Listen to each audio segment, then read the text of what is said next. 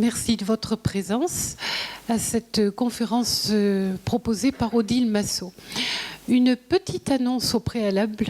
Pour ceux qui ne le savent pas, en 2013, le CAUE a réalisé un ouvrage qui s'intitule 10 ans de culture partagée avec le CAUE du Gard et qui rassemble la synthèse des 50 premières conférences. Voilà, donc cet ouvrage, nous le proposons, il est à votre disposition de façon gratuite.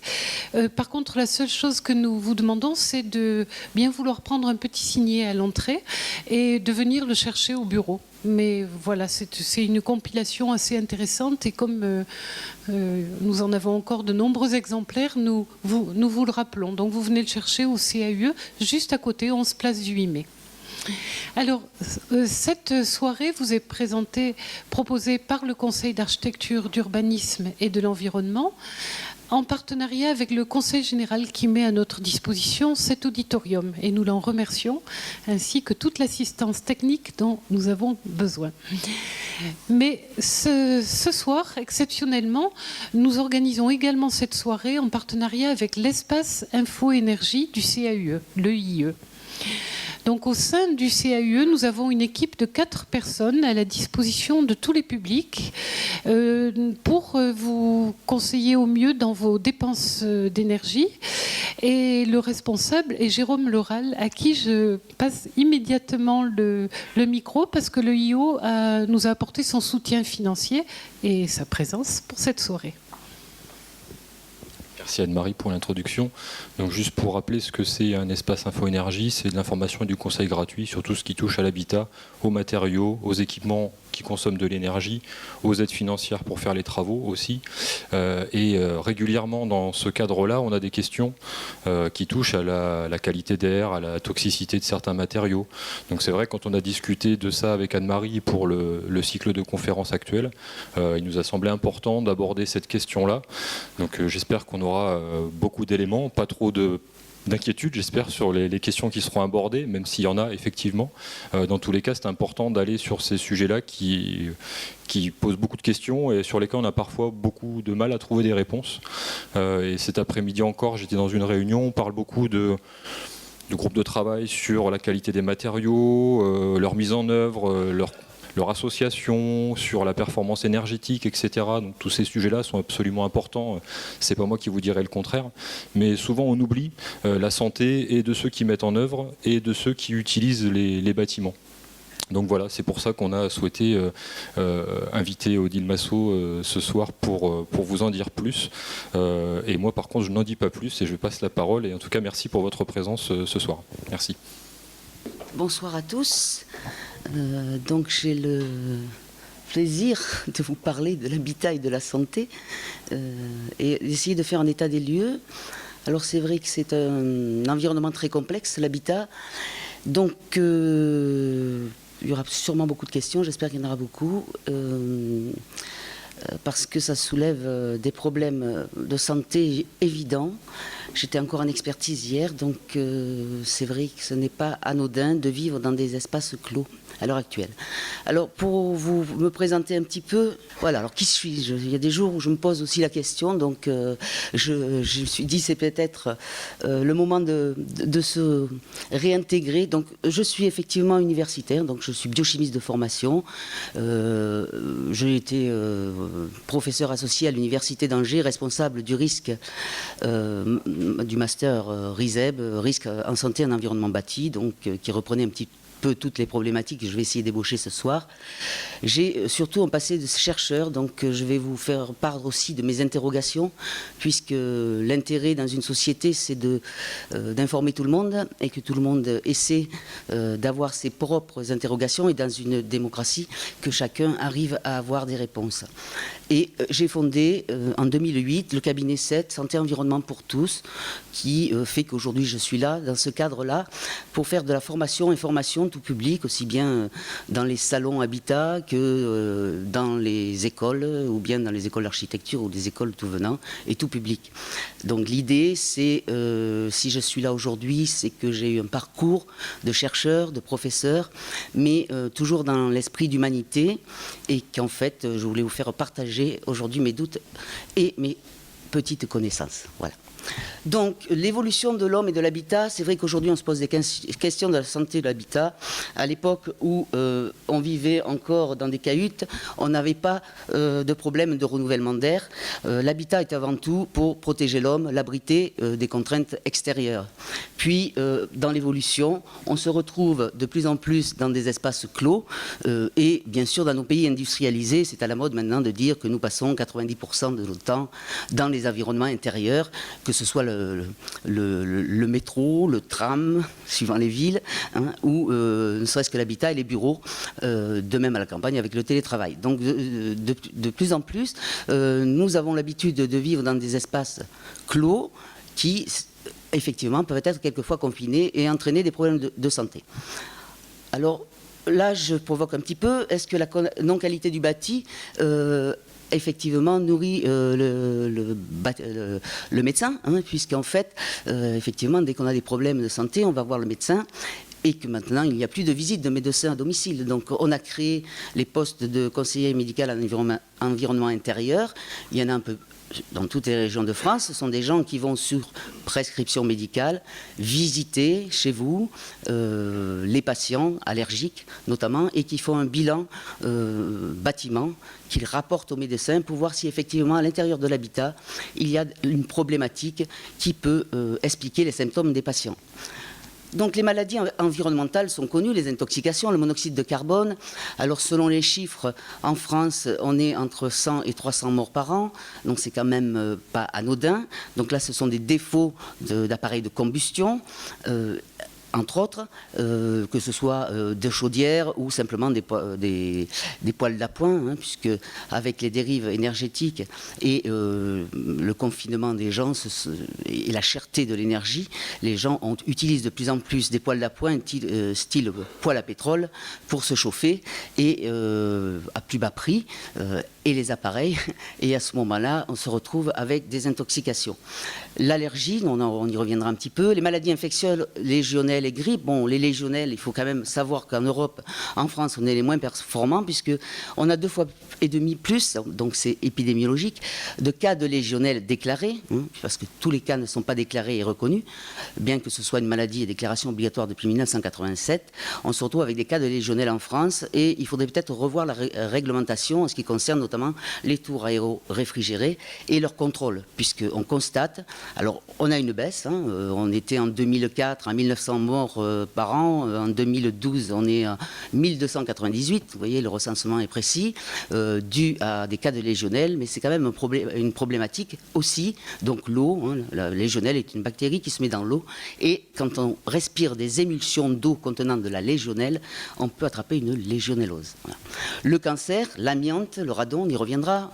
L'amiante, il faut être très vigilant. Hein. Je ne sais pas si vous suivez un peu l'actualité, mais l'amiante, ça fait des années que les grands lobbyistes américains et canadiens font procès à l'Europe, puisque depuis 1997, nous, on a interdiction d'utiliser de l'amiante sur le territoire français à cause du cancer, le cancer du poumon, le mésothéliome, qui est quand même un cancer reconnu, mais à long terme. Et on dit encore actuellement, ces grands lobbyistes disent qu'il n'y a pas de risque amiante, et on est en train de faire rembourser des gens qui ont été indemnisés pour avoir eu un cancer. Donc, vigilance sur l'amiante. On a découvert un nouveau type d'amiante dernièrement dans des revêtements de sol, de route, pardon, et on se demande effectivement si là on n'a pas encore caché la misère et si on n'a pas encore des problèmes qui vont émerger. Les maladies cardiovasculaires, le monoxyde de carbone, les particules fines, on y reviendra parce que notamment il y a eu un coup de feu, je dirais, sur la zone parisienne où on a interdit hein, les chauffages ouverts, hein, chauffage bois ouvert à cause des particules fines. On peut là aussi se demander si les particules fines émises par une cheminée, effectivement, certes, s'il n'y a pas d'insert, ça peut contaminer l'intérieur de l'habitat, mais aussi les poussières fines, de toute façon, elles vont à l'extérieur. Et là, on est dans la pollution extérieure. Et malheureusement, on n'en parle plus, alors qu'on n'a pas résolu encore les problèmes de nos véhicules et notamment du diesel. Les maladies neurologiques, les solvants, les pesticides, les champs électromagnétiques. Donc là, on entend diverses choses sur les champs électromagnétiques. L'ANSES a dit dernièrement qu'il n'y avait pas d'impact avéré des champs électromagnétiques, tout ce qui est antenne relais, téléphonie mobile pour les risques sanitaires. Or, des études finlandaises et allemandes sortent en montrant qu'il y a une incidence sur le cancer, un cancer du cerveau, et le gliome, qui est un cancer au niveau du nerf auditif. Et les perturbateurs endocriniens, donc tout ce qui est solvants, pesticides, donc qui effectivement vont perturber notre physiologie, puisqu'ils miment l'action d'une hormone sur nos cellules, et nos cellules réagissent comme si elles avaient eu un signal hormonal, et c'est quelquefois pas du tout en adéquation avec la santé. Voilà un petit peu le bilan des maladies environnementales. J'en oublie sans doute, vous aurez peut-être des questions par la suite. En tout cas, je vous montre ce tableau, mais peu importe. C'est une étude qui a été faite aux États-Unis par Fisk en 2000. Elle date, mais elle a l'avantage d'avoir été en parallèle faite au niveau de l'agence régionale, au niveau parisien, en ce qui concerne les évaluations, les économies de gains sur la santé qui seraient faites si on diminuait les maladies respiratoires en jouant simplement sur le renouvellement d'air. Si en contrôlant le renouvellement d'air des bâtiments, on baisserait effectivement les maladies respiratoires. Par exemple, le fameux cas de grippe H1N1 il y a quelques années, où on a cette grippe fantôme qui nous arrivait en septembre. On avait eu déjà un cas de grippe H1N1 dans une école en juin à Toulouse, dans une école qui était mal ventilée, et un enfant a eu la grippe et il a contaminé ses petits collègues. Donc, effectivement, si on est dans une ambiance, il y a quelqu'un qui tousse, donc là, la personne qui tousse est en train de nous envoyer des virus si elle a la grippe. Donc, j'espère que le système de ventilation fonctionne bien, de renouvellement d'air fonctionne bien et extrait bien l'air en temps et en heure pour que nous puissions sortir en bonne santé de ma conférence. La deuxième partie, c'est la réduction des symptômes allergiques. Là, c'est et de l'asthme, c'est en jouant plus sur l'hygrométrie, en contrôlant l'hygrométrie relative de l'air, puisqu'effectivement, si on a des taux d'hygrométrie important dans l'air, on va favoriser le développement de moisissures qui existent déjà dans l'air extérieur, mais on va le favoriser à l'intérieur, en dehors de tout dégât des eaux, infiltration. Donc là, si on joue sur des paramètres comme l'humidité relative, on va avoir aussi des gains. Bon, peu importe, mais vous voyez un petit peu la quantification de l'époque. Et bien sûr, si on joue sur l'ensemble des constituants du bâtiment, en diminuant le syndrome des bâtiments malsains. Alors, le syndrome des bâtiments malsains, c'est une idée qui vient des États-Unis des années 80. On a mis énormément de temps en France à se l'approprier. Maintenant, il est reconnu qu'à partir du moment où 20% des occupants de locaux ou de maisons présentent des problèmes divers et variés, on peut se trouver dans un syndrome des bâtiments malsains ou syndrome des bâtiments inexpliqués. C'est la terminologie donnée en France par l'INVS. Donc, ce sont des symptômes qui peuvent être tout à fait, je dirais, anodins. Si vous avez un air trop sec, en dessous de 30% d'humidité, vous pouvez avoir des brûlures au niveau des yeux, l'armoiement ou la gorge sèche. De même, si vous avez une humidité trop forte, on n'est pas dans des pays, je dirais, exotiques, où on a des habitudes de moiteur dans l'environnement extérieur. Donc nous, si on est à plus de 70% d'humidité relative, on peut avoir aussi une gêne. Après, il y a des facteurs physiologiques. J'étais dernièrement à Paris, à la Défense, où une personne m'expliquait que depuis qu'elle avait intégré ces nouveaux locaux, elle était obligée de sortir toutes les 2 heures parce qu'en étant au 13e étage et n'ayant pas la possibilité d'ouvrir les fenêtres, elle sentait qu'elle étouffait et elle n'avait pas d'autre choix que de descendre. Donc là, ce sont des facteurs qu'on ne maîtrise pas, qui sont individuels, et chaque individu, c'est vrai que quand on fait des valeurs guides ou des normes, on essaie de moyenner, donc, mais chacun est différent, donc il faut bien que chacun peut avoir des symptômes. C'est de même les personnes qui se disent hypersensibles aux champs électromagnétiques. Bon, si on ne l'est pas, tant mieux. Mais je pense qu'il y a vraiment une souffrance chez ces personnes-là qui n'est pas à négliger. Donc l'air, c'est une relation environnementale, puisqu'il faut se dire que l'air, quand même, bon là je suis dans cette salle, vous êtes là aussi, nous respirons, donc nous n'avons aucun contrôle sur ce que nous respirons et nous avons besoin de cet air pour évoluer et vivre. Donc en gros, on respire 12 000 litres d'air par jour, ça peut aller jusqu'à 14 000 litres, 15 000 litres si on a une activité physique quand on court, ce qui fait un équivalent de 15 kilos en poids. Et on n'a aucun contrôle. Bon, il y a des réseaux qui contrôlent la qualité de l'air extérieur, mais si on vit dans des environnements clos, personne ne vient contrôler l'air que nous respirons. Et c'est bien problématique puisque l'air, à partir du moment où il est respiré, il va dans les poumons et au niveau des poumons, il n'y a pas de barrière proprement dite. Une fois que les petites particules sont parties, elles vont aller dans le sang, c'est la circulation générale et elles vont pouvoir atteindre tous les organes et toutes les cellules. C'est bien pour ça que c'est problématique de la composition de la qualité de l'air intérieur, d'autant plus problématique pour les enfants qu'un enfant, pour un même temps donné, même si son poumon est plus petit qu'un adulte, jusqu'à l'âge de 12 ans, un enfant hyperventile, donc prend plus d'air dans un temps donné qu'un adulte. Donc dans un même temps, un nouveau-né peut prendre 2 fois plus d'air, donc respirer 2 fois plus de polluants si l'air est pollué qu'un adulte, avec ce que l'on sait sur la conséquence du développement du poumon et du retard du développement du poumon et vers des pathologies respiratoires plus tardives. La santé des enfants, donc c'est important parce qu'aujourd'hui on a 150 000 enfants qui sont dans les crèches, hein, on y reviendra un petit peu avec la loi sur la qualité de l'air, presque 7 millions d'élèves et l'étude Isaac, alors c'est une étude qui était quand même ciblée, c'était une étude internationale sur les enfants, hein, l'asthme et l'allergie infantile, a montré que dans de nombreuses écoles, on avait des concentrations importantes de formaldéhyde, notamment. Hein, le formaldéhyde, c'est la version gazeuse du formol qui conserve hein, dans les pharmacies, dans les écoles de médecine, on conserve des échantillons dans du formol, mais la version gazeuse, on ne s'attendait absolument pas à le retrouver à l'intérieur de l'habitat.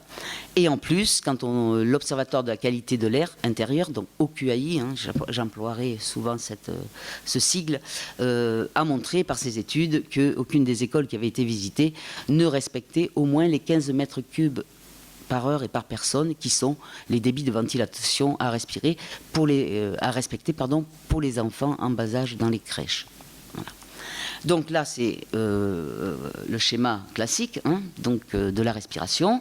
Donc on va respirer s'il y a dans l'air des fibres diverses ou des nanoparticules, des particules fines venant de l'extérieur, des dioxines aussi, des pesticides, des solvants, des virus, micro-organismes, ça c'est sûr, et du radon, de la radioactivité aussi, suivant les zones dans lesquelles on se trouve.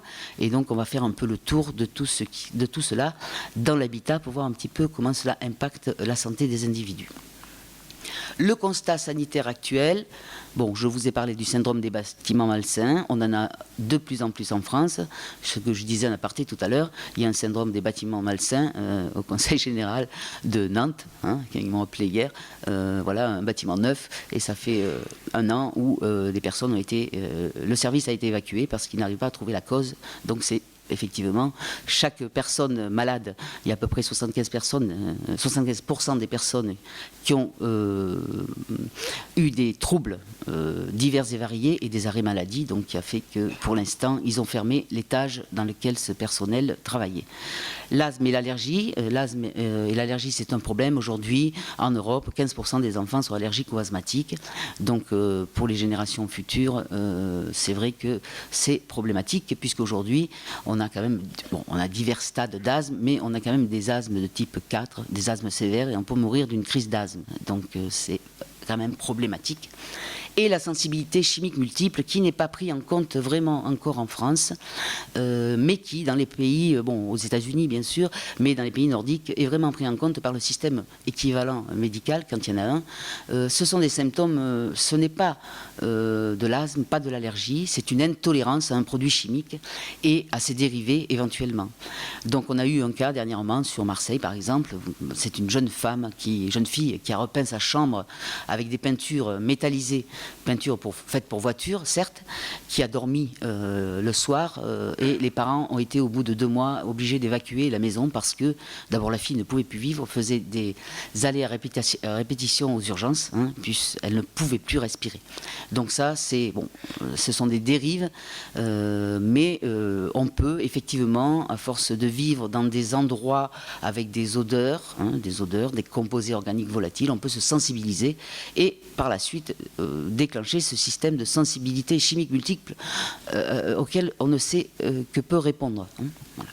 Alors, l'origine des pollutions dans le bâtiment, bon, bien sûr, de l'environnement extérieur. Quelle que soit l'étanchéité de votre maison, quand vous ouvrez la porte, l'environnement extérieur, il va quand même se faufiler à l'intérieur.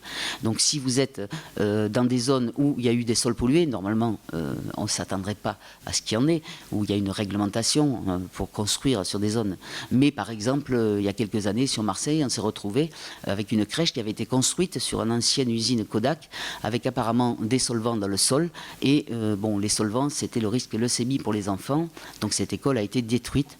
Maintenant, c'est un laboratoire de recherche. Je ne connais pas l'état des chercheurs, mais disons que les enfants ont été évacués. Bien sûr, l'environnement extérieur, ça peut être aussi diverses pollutions automobiles ou les haies d'arbres, on y reviendra. Les matériaux de construction, je ferai une aparté, maintenant il y a un étiquetage sur les matériaux de construction, mais est-ce que cet étiquetage est suffisant pour effectivement prévenir des émissions des matériaux à l'intérieur de l'habitat?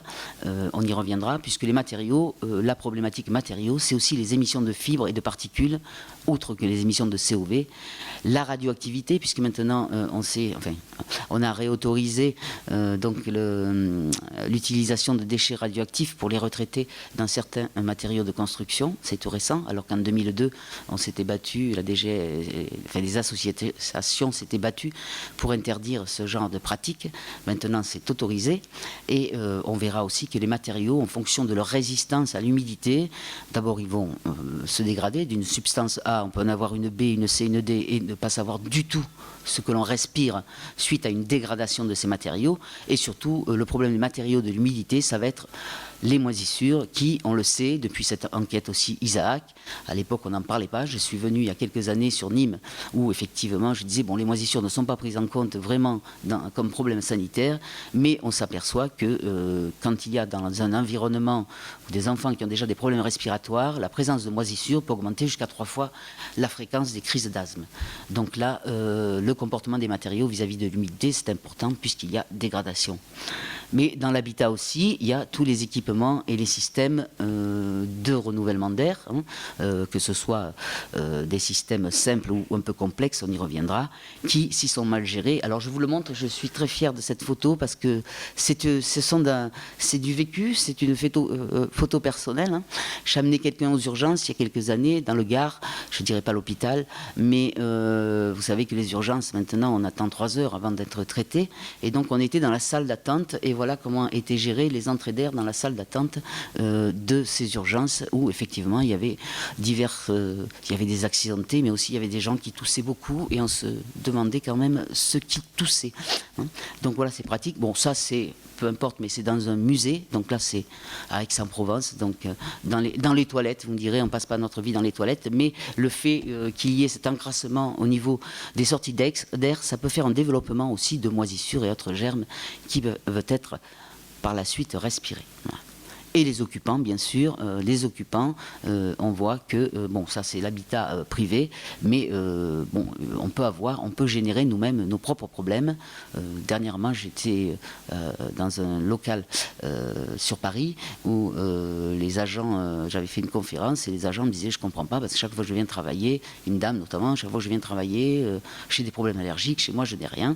Et cette dame avait mis dans son bureau un ficus et elle ne savait pas qu'elle avait une sensibilité, qu'elle était allergique au ficus, hein, donc elle a enlevé le ficus et elle n'a plus de problème. Donc quelquefois on génère nous-mêmes, on est responsable nous-mêmes de nos allergies. Donc les pollutions venant de l'extérieur, je ne vais pas m'étendre trop, mais effectivement, suivant la proximité, on l'a vu, des études ont montré qu'à proximité, par exemple, d'une autoroute, en ce qui concerne des hydrocarbures, des émanations de carburant, on a 6 fois plus que s'il n'y a pas d'autoroute. S'il y a une gare routière, on peut avoir 10 fois plus que s'il n'y a pas de gare routière. Donc on est exposé de façon indirecte à ces polluants de l'extérieur. Et effectivement, si on a des ouvrants sur un parking largement fréquenté, on peut effectivement aussi faire entrer à l'intérieur de l'habitat, chaque fois qu'on ouvre une fenêtre, on peut faire entrer certains polluants. Donc c'est pour cela que si l'on fait des mesures, il faut aussi savoir à quel moment on les fait et être très rigoureux sur les protocoles de mesure. Alors, vaut-il mieux habiter à la campagne? La problématique de la campagne, même si c'est agréable, ce sont les pollens pour les allergiques, hein, et toutes les dérives que cela peut entraîner, de la rhinite allergique simplement, qui est quand même un problème de santé publique, puisqu'on a en France 25% des gens qui souffrent de cette maladie, hein, qui est du larmoiement, d'éternuement, mais qui cause un absentéisme scolaire et aussi en milieu du travail, hein. Donc, si on a à faire un environnement paysager, surtout diversifier les espèces, éviter.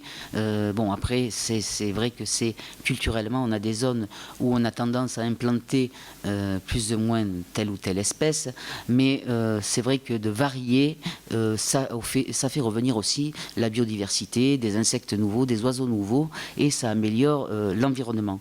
Et éviter, alors ça je le montre, c'est un peu de provocation, mais ces confluences dans la région de Lyon où ils ont fait des parcs avec du bouleau, alors que dans cette région le bouleau est fortement allergisant. Donc c'est vrai que c'est pas comme les enfants qui sont déjà allergiques ne pourront pas aller se promener sereinement dans ces espaces. Bon, chez nous c'est culturel, hein, j'estime que je suis du Gard, donc on a mis des haies de cyprès, hein, pour protéger les cultures du vent, du mistral, hein, puis c'est culturel aussi, et c'est vrai que l'allergie au cyprès dans la région de Nîmes, hein, notamment, est fortement implantée. De même que dans le sud de la France, on arrachait pas mal de vignes dans la région niçoise, de l'arrière-pays niçois, on met des oliviers, et là on commence à avoir des problèmes d'allergie aux oliviers, et après tout ce qui est graminées, jardin, effectivement, donc penser l'extérieur déjà va pénétrer de toute façon à l'intérieur, même si les maisons sont étanches. Donc, alors en ce qui concerne l'extérieur, je vais parler aussi du radon, parce que le radon, c'est problématique, surtout dans les régions, bon, la région de Limoges, d'autres régions de France, et dans les régions, Limoges parce qu'il y a eu des mines d'uranium, le Massif central et la Bretagne parce qu'il y a du granit dans le sol et qu'effectivement le granit relargue du radon. C'est une particule donc radioactive, hein, de type alpha, qui peut être facilement arrêtée par une tapisserie, mais il est absolument important de ne pas la concentrer dans l'habitat, parce que là, c'est le deuxième cas de poumon avéré en France, après, enfin, le cancer du poumon, après le tabac. Hein. Donc, bon, les entrées de radon, peu importe, il y a des moyens de construction, mais vous voyez, ça peut rentrer par toutes les canalisations et ça peut se concentrer dans l'habitat. Et donc, on y reviendra après, mais surtout ne pas construire de puits canadiens, dit canadien ou provençal, dans les zones à radon. Encore faut-il qu'on sache quelles sont ces zones à radon. Donc ça, je vais vous montrer quelques cartes officielles. Donc ça, c'est une étude qui a été faite entre 82 et 2000 sur des logements. Et on voit que les concentrations, effectivement, sont importantes dans les zones que je vous citais, le Massif central, la Bretagne. Hein. Mais si on regarde les cartes donc, officielles qui en ont découlé, c'est celles-ci.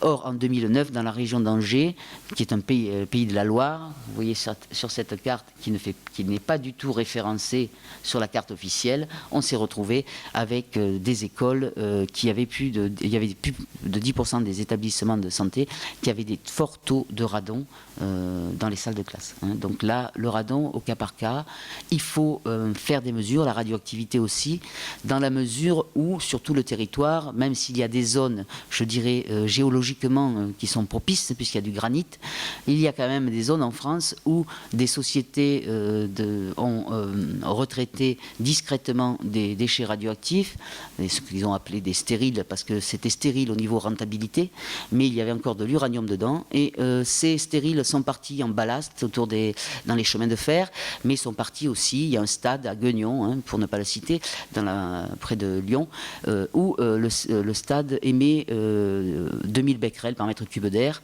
sachant que ce qui est toléré dans l'habitat existant, c'est 400 becquerels par mètre cube d'air, et dans le nouveau, c'est 200 becquerels par mètre cube d'air, c'est la directive Euratom, qui va changer, mais pour l'instant, on en est là.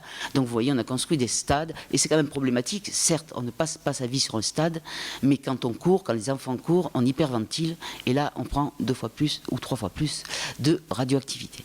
Donc la vigilance, maintenant, pour construire, savoir ce qu'il y a dans le sol. Les cartes ne suffisent plus, il va falloir faire des mesures. Donc il y a des organismes indépendants comme la CRIRAD, hein, qui ont pas mal de points de mesure sur tout le territoire, auxquels je vous éviterai de vous rapprocher si vous avez des soucis ou des questions. La CRIRAD ayant été créée après Tchernobyl, quand le fameux nuage s'est arrêté à nos frontières.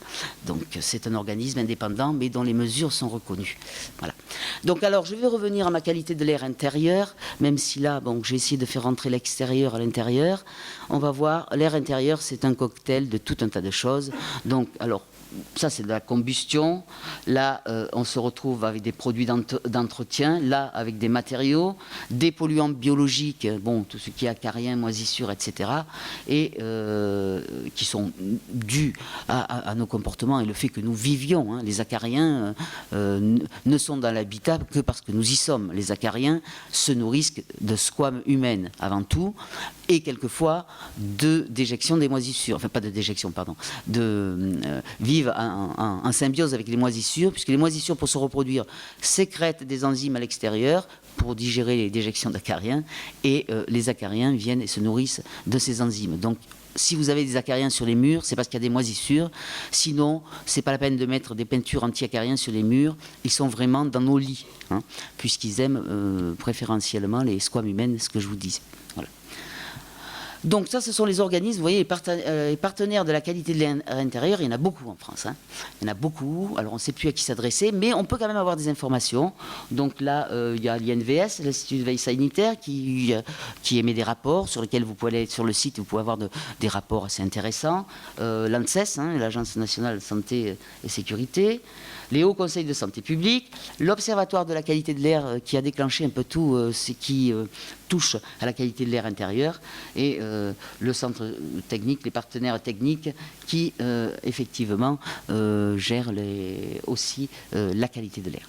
Alors les études et les conséquences, donc là, les premières études, c'est les études de l'Observatoire de la qualité de l'air. Donc je montre cette photo qui est un peu ancienne, mais où l'Observatoire a fait des études sur tout le territoire français, 565 logements, pour voir un petit peu l'état de la pollution en France. Et alors c'était des logements privés, collectifs, individuels, et sur tout le territoire. Et il est sorti, bon là, même si peu importe, ce sont des composés organiques volatiles, mais que l'air intérieur était plus pollué que l'extérieur, et notamment en ce qui concerne le benzène. Hein, même dans les laboratoires, le benzène, on utilise une hotte pour travailler avec, et le formaldéhyde, dont je vous ai déjà parlé. Et on a commencé à se poser la question des matériaux de construction et des émissions à l'intérieur de l'habitat. Et par la suite, donc, on a eu les premiers plans santé nationaux, santé-environnement 1 et 2. On arrive aujourd'hui dans le plan national santé-environnement 3.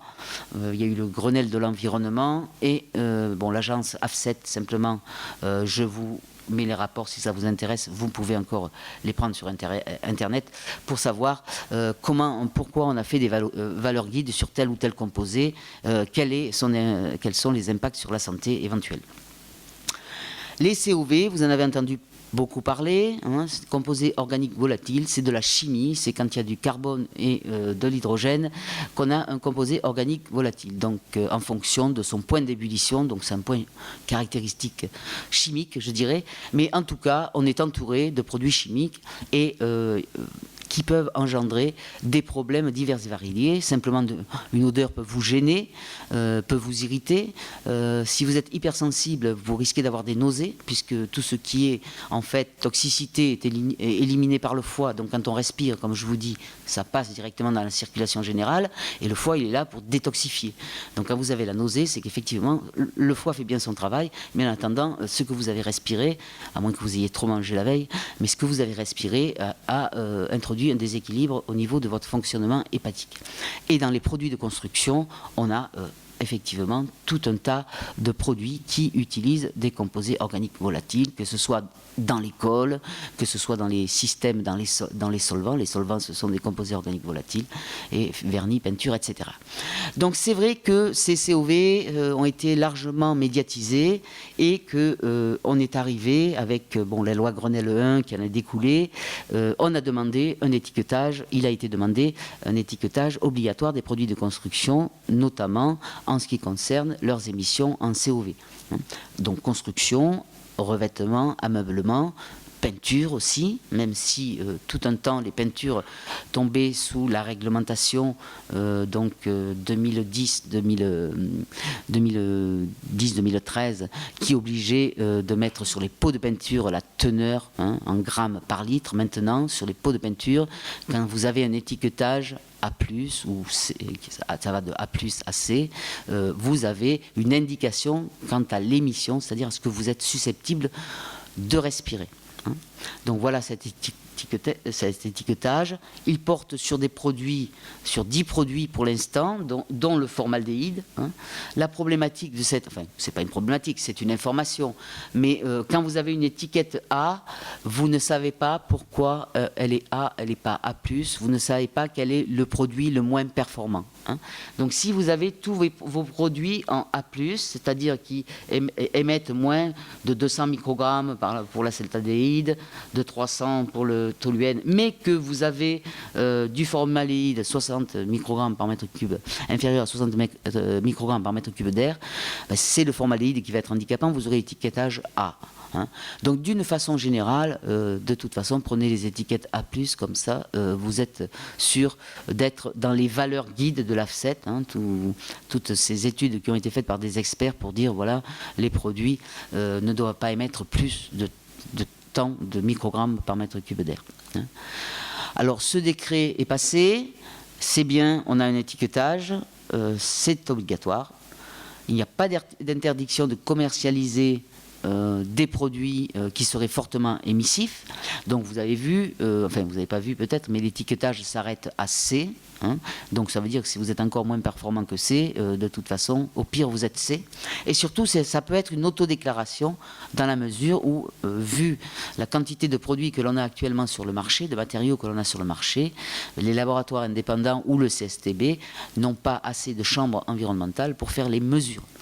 Donc ce décret est bien, c'est un premier pas parce que les personnes qui sont sensibles effectivement respiratoirement peuvent être gênées par des émissions de COV, de composés organiques volatiles, mais il faudra quand même aller un peu plus loin. Et l'étiquetage A+ des matériaux ne suffit pas pour dire qu'ils sont sains. Un matériau sain, pour l'instant, à ma connaissance, ça n'existe pas. On connaît des matériaux qui ont un faible impact sanitaire en fonction des recherches qui ont été faites, mais avant de faire de l'autodéclaration, il faut faire de la recherche.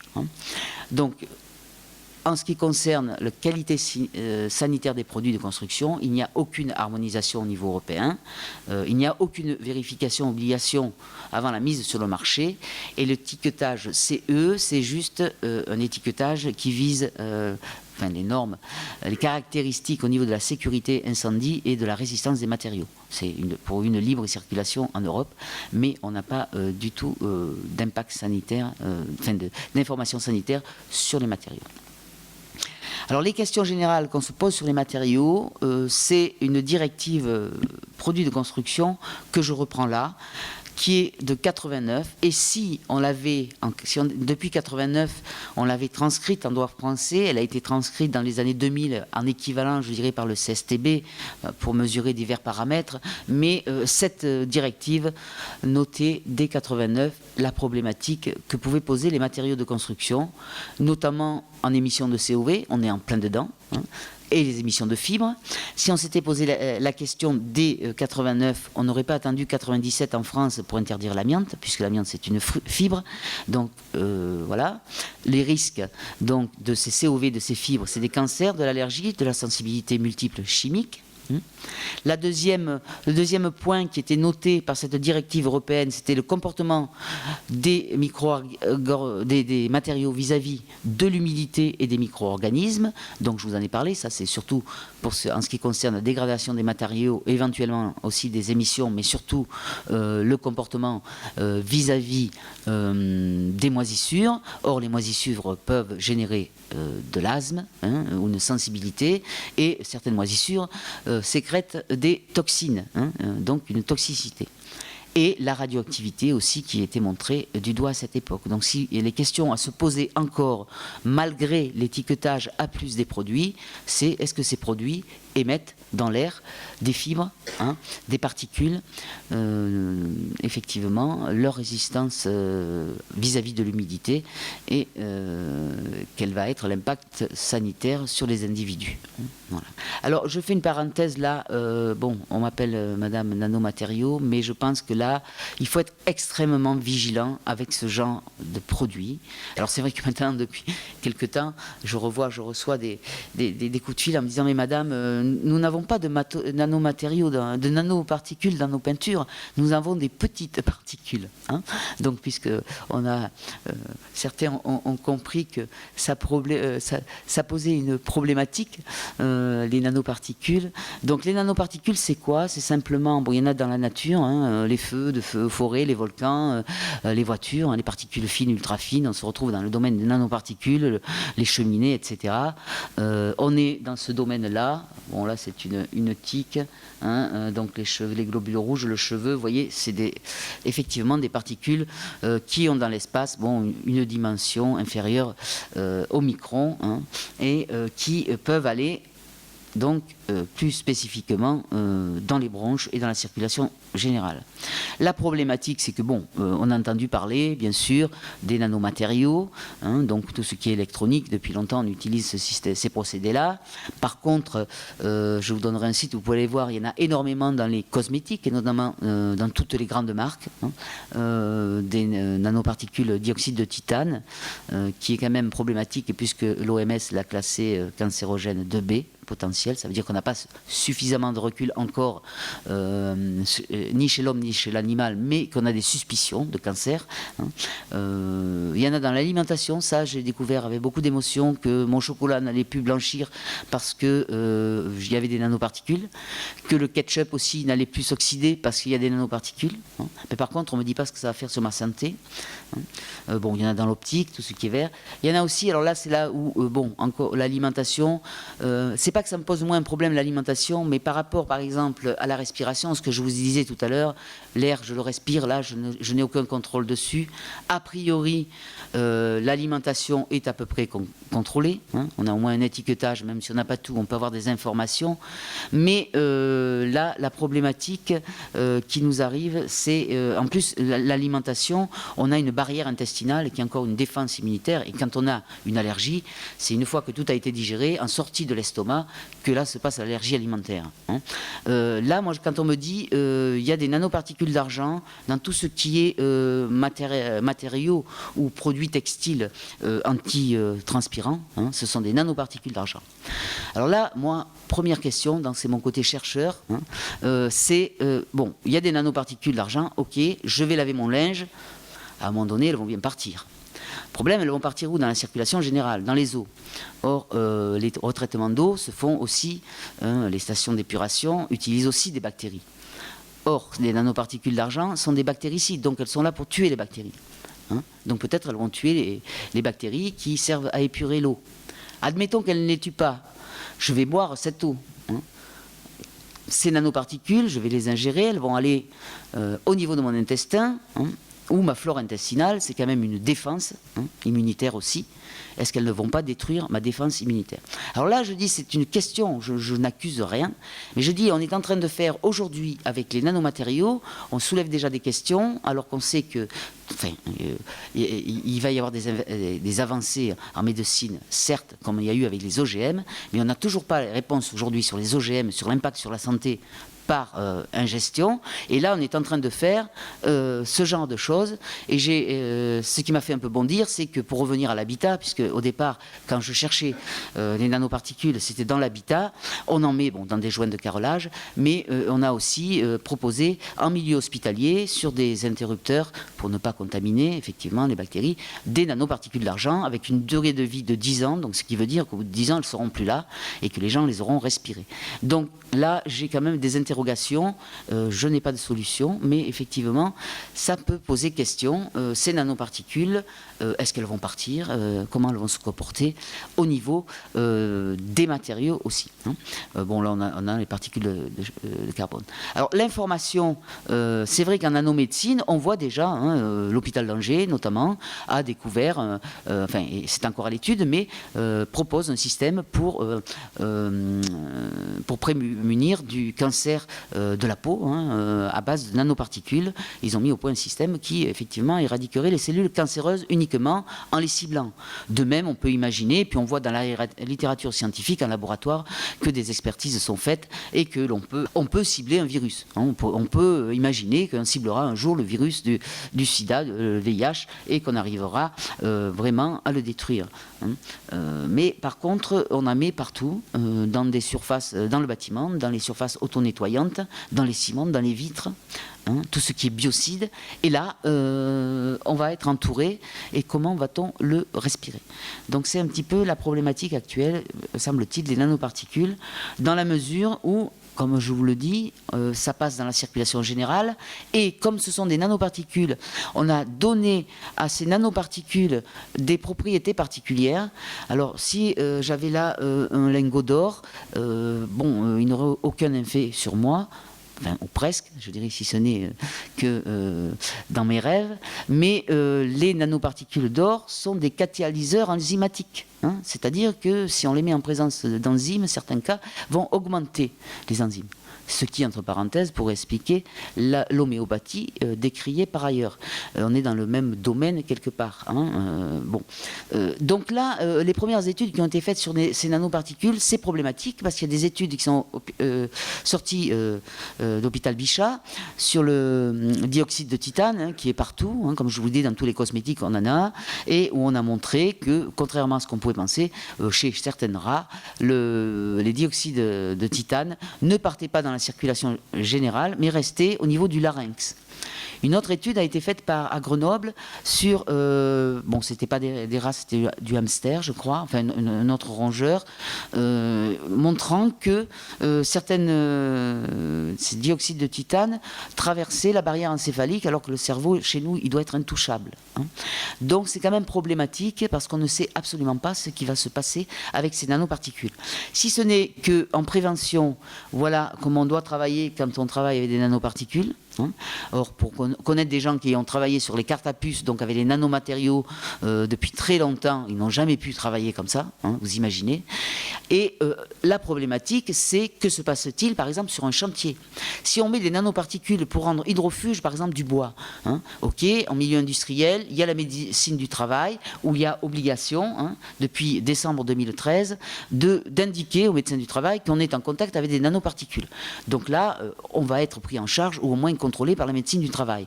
Mais tout ce qui est intervenant sur le chantier, la personne qui va scier, découper son bois, ne va pas se protéger. Donc là, on joue aussi aux apprentis sorciers parce qu'on ne prévient pas. On n'a pas d'étiquetage en ce qui concerne ces types de nanomatériaux utilisés. Voilà. Alors si vous voulez, voilà, vous avez ce site qui, au niveau international, vous dit un petit peu où vous avez des nanomatériaux et qui est assez bien fait. Il y a eu un rapport qui a été fait par l'ANSES, donc notre agence nationale santé et sécurité, en décembre 2010. Mais alors, comme je parlais en conférence une fois devant les gens de l'ANSES notamment, ils m'ont dit, mais vous dites que nous ne sommes pas transparents, on a fait un rapport. J'ai dit, c'est bien, vous avez fait un rapport. Mais on sait très bien que quand on veut la transparence en France, on fait des rapports en français. On ne met pas sur un site accessible un rapport en anglais. Si l'on veut que ce soit accessible à tous, on sait que là, on a dépensé de l'argent pour faire le rapport, ce qui est normal. On a payé des experts, mais on a payé aussi des traducteurs et pour une diffusion qui n'est pas, je dirais, quand même éthiquement accessible à tous. Voilà. Par contre, j'ai commencé dans les années 2008 à m'intéresser aux nanoparticules, et je n'avais aucune indication sur la santé, mais j'avais déjà les prévisions sur un site de l'INRS, les prévisions économiques en ce qui concerne ce type de produit. Donc là, il faut être extrêmement vigilant. Il y a normalement, il a été demandé aux industriels d'indiquer le tonnage et quand ils utilisaient des nanoparticules, mais bon, pour l'instant on n'a pas un étiquetage sur les matériaux. Voilà. On a eu un avis quand même du Haut Conseil de santé publique disant en mars 2010 qu'il faudrait être vigilant en ce qui concerne les nanoparticules d'argent. Effectivement, mais c'est toujours pareil, pour faire des expérimentations, il faut des budgets et il est important que la recherche soit indépendante, parce que si elle est financée par les industriels, c'est sûr qu'on n'aura pas de résultats dans la mesure où on a un devoir de confidentialité quand on travaille pour l'industrie, ce qui est normal, mais le devoir de citoyenneté, après, on ne peut que l'oublier. On n'a pas le choix, donc c'est pour ça qu'il faut une recherche indépendante et il ne faut pas que les labos comme l'INSERM et le CNRS soient à 85% financés par le privé. C'était ma petite parenthèse chercheur et ce qu'il en reste. Voilà. Donc en tout cas, en ce qui concerne ces produits-là, Rabelais n'est pas mort, il se réveille d'ailleurs. Science sans conscience, la science ok, mais pourquoi pour qui? On travaille pour les individus. Alors, santé, économie d'énergie, je vais revenir un peu dans mon bâtiment.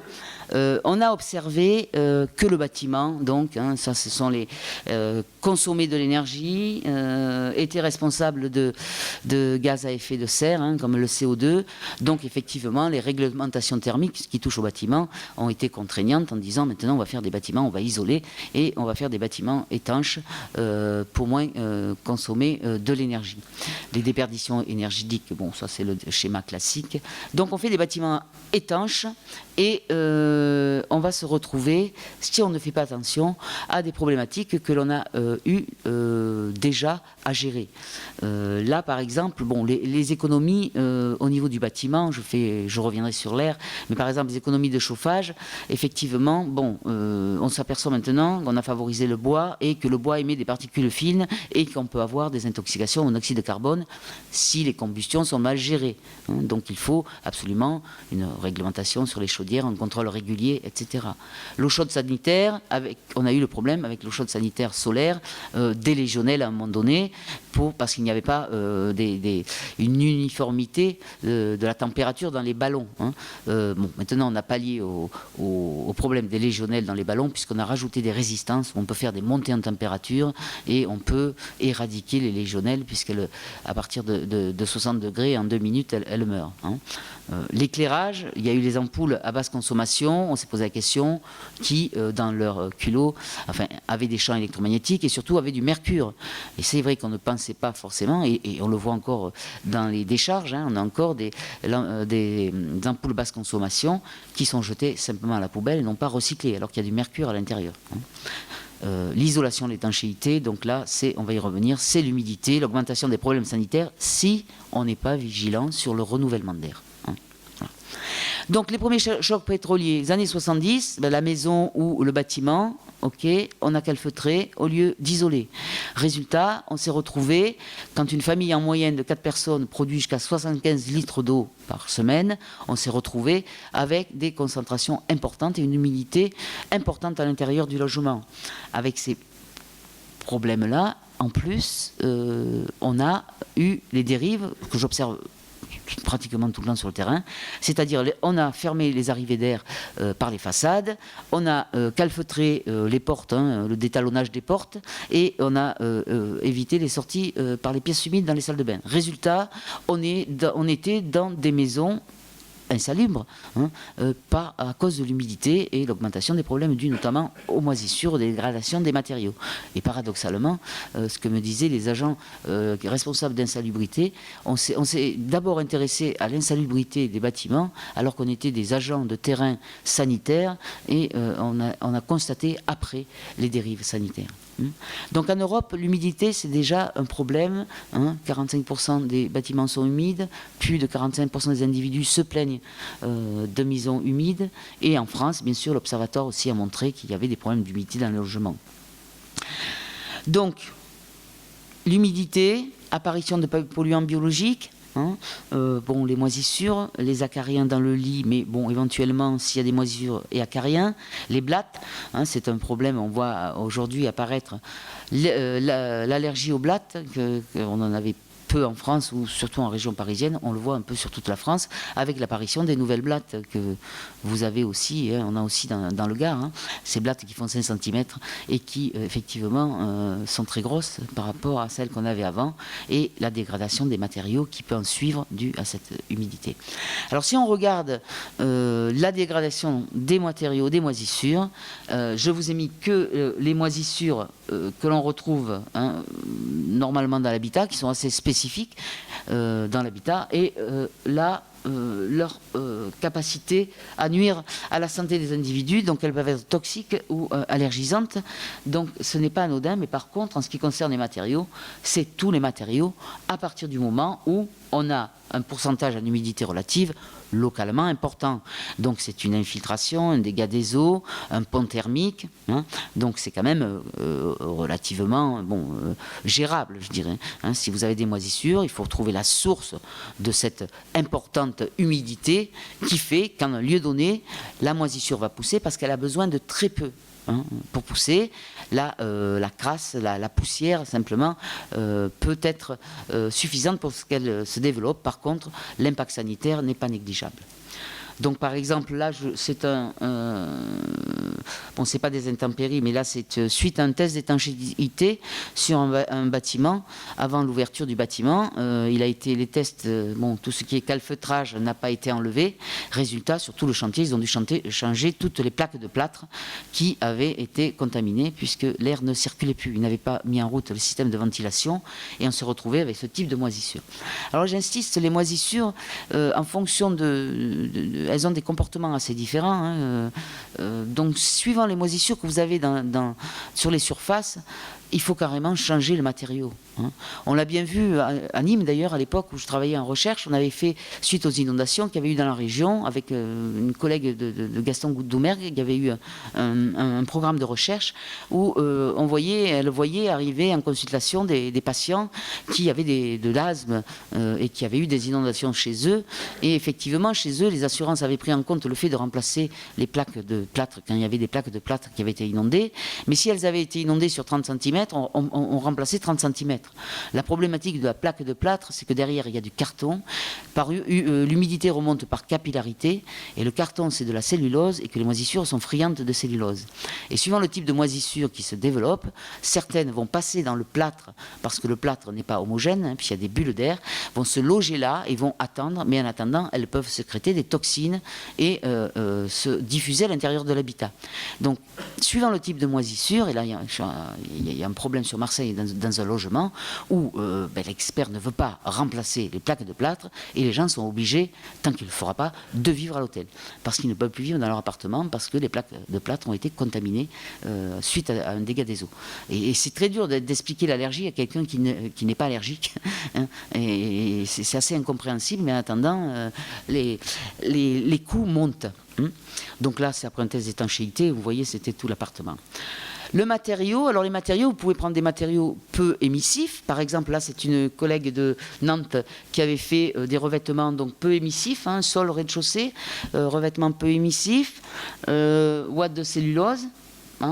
Et qui subit un dégât des eaux en juillet, il y a 2 ans. Elle a son enfant allergique aux acariens va aux aux urgences et elle me demande ce qu'elle a. Effectivement, quand je regarde ce qu'elle a, alors j'ai vu tout un tas de moisissures, donc c'est là ce qu'on trouve d'habitude dans le plâtre, donc j'ai retrouvé par capillarité qui était monté dans ces cloisons en plâtre. J'ai trouvé des acariens, alors à la plage, à la montagne, tout ce que vous voulez, mais jamais vu tant d'acariens qui étaient en symbiose avec les moisissures, et surtout une préoccupante qui est l'Aspergillus fumigatus, qui s'était développée dans ce matériau à faible impact sanitaire au départ. Hein. Donc là, c'est problématique parce que elle me dit, qu'est-ce que je fais? Le problème, c'est que tout a été inondé. La ouate de cellulose. Alors, la ouate de cellulose, c'est un matériau biosourcé. Il faut savoir que dans la ouate de cellulose, effectivement, on met des retardateurs de flamme, hein, et on met notamment des sels de bore, qui sont des reprotoxiques, hein, des toxiques pour la reproduction. Alors même si c'est en isolation, ça ne va pas toucher le fœtus, mais enfin, bon, c'est la réglementation qui oblige à ne plus mettre de produits reprotoxiques et ni cancérogènes et mutagènes 1 et 2 dans les produits de construction. Or, la ouate de cellulose, si on enlève les sels de bore sont des retardateurs de flamme et des antifongiques. Et on s'est aperçu, notamment lors de mauvaises mises en œuvre, mais qu'il y avait des incendies.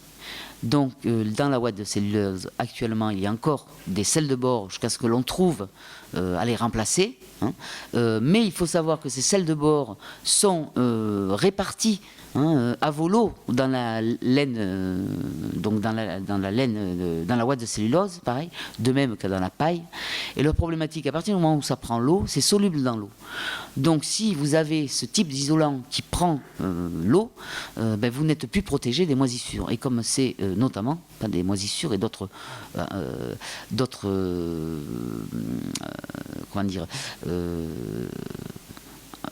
ne trouve pas mes mots, les xylophages, etc., hein, d'autres agents qui peuvent nuire à la qualité du produit.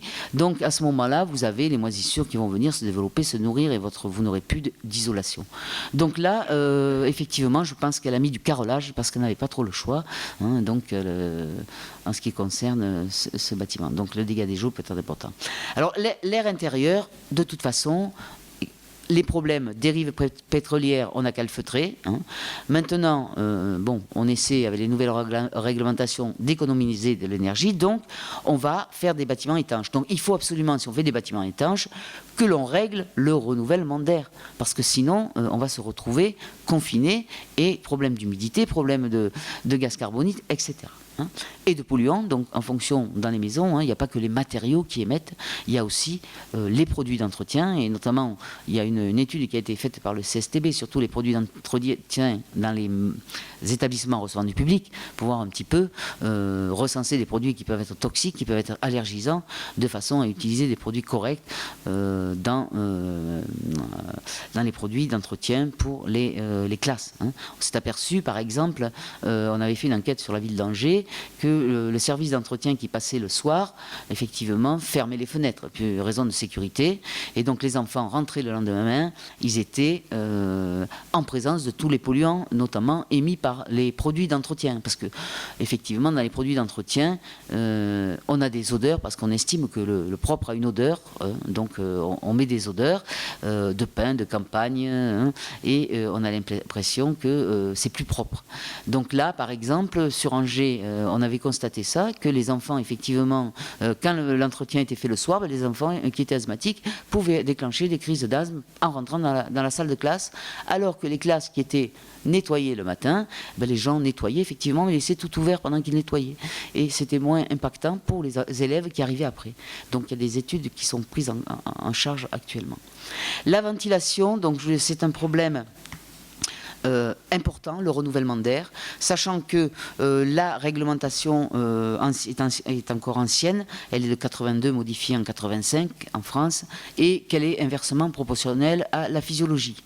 Je m'explique, je vous ai dit, un enfant, plus il est petit, plus il hyperventile, il peut prendre de l'air, donc plus il faut qu'il soit dans un air renouvelés régulièrement. Or, la réglementation prévoit dans les lycées 18 mètres cubes par heure par personne, hein, alors que pour les enfants, les petits-enfants qui respirent plus, les évacuations de polluants sont moindres puisque les débits sont moindres. Hein.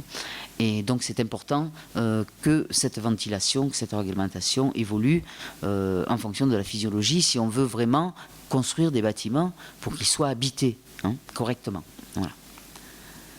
Alors, par exemple, bon, simplement pour vous dire, il y avait une norme en préparation, et quand on fait le confinement, hein, en ce qui concerne le gaz carbonique, la respiration, c'est du gaz carbonique. Hein. Au final, quand on respire, on dégrade nos réserves énergétiques, on relargue du gaz carbonique et de l'eau. Hein, donc de toute façon, on va relarguer du gaz carbonique, et à ce moment-là, on estime que la valeur qui est prise en compte, c'est... Ça marche là. C'est 1000 ppm, hein, bon, c'est une mesure, hein, et pour avoir un air de qualité excellente, vous voyez, le renouvellement d'air devrait être supérieur, hein, par personne à 54 mètres cubes par heure et par personne. Hein, pour un air, en ce qui concerne, bon là on est à 400 ppm, entre là à 1000, ça serait au moins de 22 à 36. Donc notre réglementation actuellement est bien en dessous de ce qu'il faudrait être. Aux États-Unis, ils ont pris une réglementation, la SRAE, c'est 36 mètres cubes par heure et par personne pour tout le monde, ça a été pris dernièrement. Alors, comment renouveler l'air? Bon, il y a la ventilation naturelle, hein, il y a des constructions, les architectes sont des constructeurs, c'est la mécanique des fluides, les fluides, on sait comment ça circule dans un appartement, donc il peut y avoir une ventilation mécanique, mais on peut avoir une ventilation de type puits canadien ou puits provençal, hein, dans nos régions. Donc c'est une prise d'air à l'extérieur. Sous-sol, on prend un peu de la température de la terre, hein, donc à 12, on est plutôt à 12, plutôt qu'à 15, hein, on annonçait 15, mais 12, entre 12 et 15 degrés. Donc on pré-refroidit l'été les maisons, l'air des maisons, et on les préchauffe l'hiver. Hein. La problématique, c'est que là, il faut absolument, comme il y a des échanges de température, il va y avoir de la condensation, et qui dit condensation dit développement de micro-organismes, bactéries et moisissures. Donc il faut absolument respecter la pente de ces conduits qui est au moins de 2%, et ça c'est important, et par la suite, il faut pouvoir évacuer ces eaux. Sinon, ça va croupir. Hein. Ensuite, si on couple derrière un système double flux, il va falloir entretenir, hein, ou un système ou un caisson de répartition d'air, il va falloir entretenir le système. Alors bon, là je vous mets simplement, vous avez là, le CETIAT, c'est un organisme sur lequel vous pouvez avoir aussi de bonnes indications. En tout cas, si on fait des puits canadiens, il faut éviter de les mettre, si vous avez à proximité une industrie, c'est pas la peine de mettre sous les vents dominants votre prise d'air. Hein. Si vous êtes en zone radon, c'est pas la peine de construire un puits canadien, parce que puits provençal, s'il y a du radon dans le sous-sol, vous allez contaminer l'intérieur de l'habitat, donc évacuer les condensats et effectivement contrôler les systèmes double flux. Donc c'est vrai que il y a aussi, donc pareil, hein, on récupère la chaleur de l'air usé de l'intérieur de l'habitat, hein, voilà, et il y a un caisson où là aussi il va y avoir de la condensation, et c'est problématique aussi les condensations. Pourquoi? Parce que qui dit condensation va dit développement, toujours pareil, de moisissure. Et là sur ce type de filtre, j'ai fait l'expertise, bon, par curiosité, puisque je venais faire une expertise de qualité de l'air, et je suis allé voir un petit peu ce qu'il y avait sur les filtres, et malheureusement sur ce type de filtre j'ai trouvé ce développement. J'ai envoyé la photo à mes collègues de Bruxelles, ils m'ont dit mais tu cultives de l'aspergillus chez toi? J'ai dit non, c'est pas une culture, mais c'est ce qui s'est développé spécifiquement sur ce type de filtre. Or c'est embêtant parce que ces filtres ne sont pas, c'est pas étanche, hein. C'est pas étanche. Donc un filtre, ça s'encrasse. Un filtre qui s'encrasse, il va retenir effectivement des micro-organismes, mais les micro-organismes vont se développer dessus puisque c'est encrassé, d'accord? Il va y avoir des substances. Et à partir du moment où il n'y a plus de substances suffisantes, et avec les débits d'air, les ventilations, ils peuvent rentrer à l'intérieur de l'habitat et se concentrer. Donc ça, c'est vraiment problématique, et c'est important et primordial de nettoyer les filtres. hein. Alors, certains préconisent, quand vous achetez une double flux ou même un puits canadien couplé, on vous dit il faut changer les filtres tous les 6 mois. Mais ça dépend absolument de la région où vous êtes.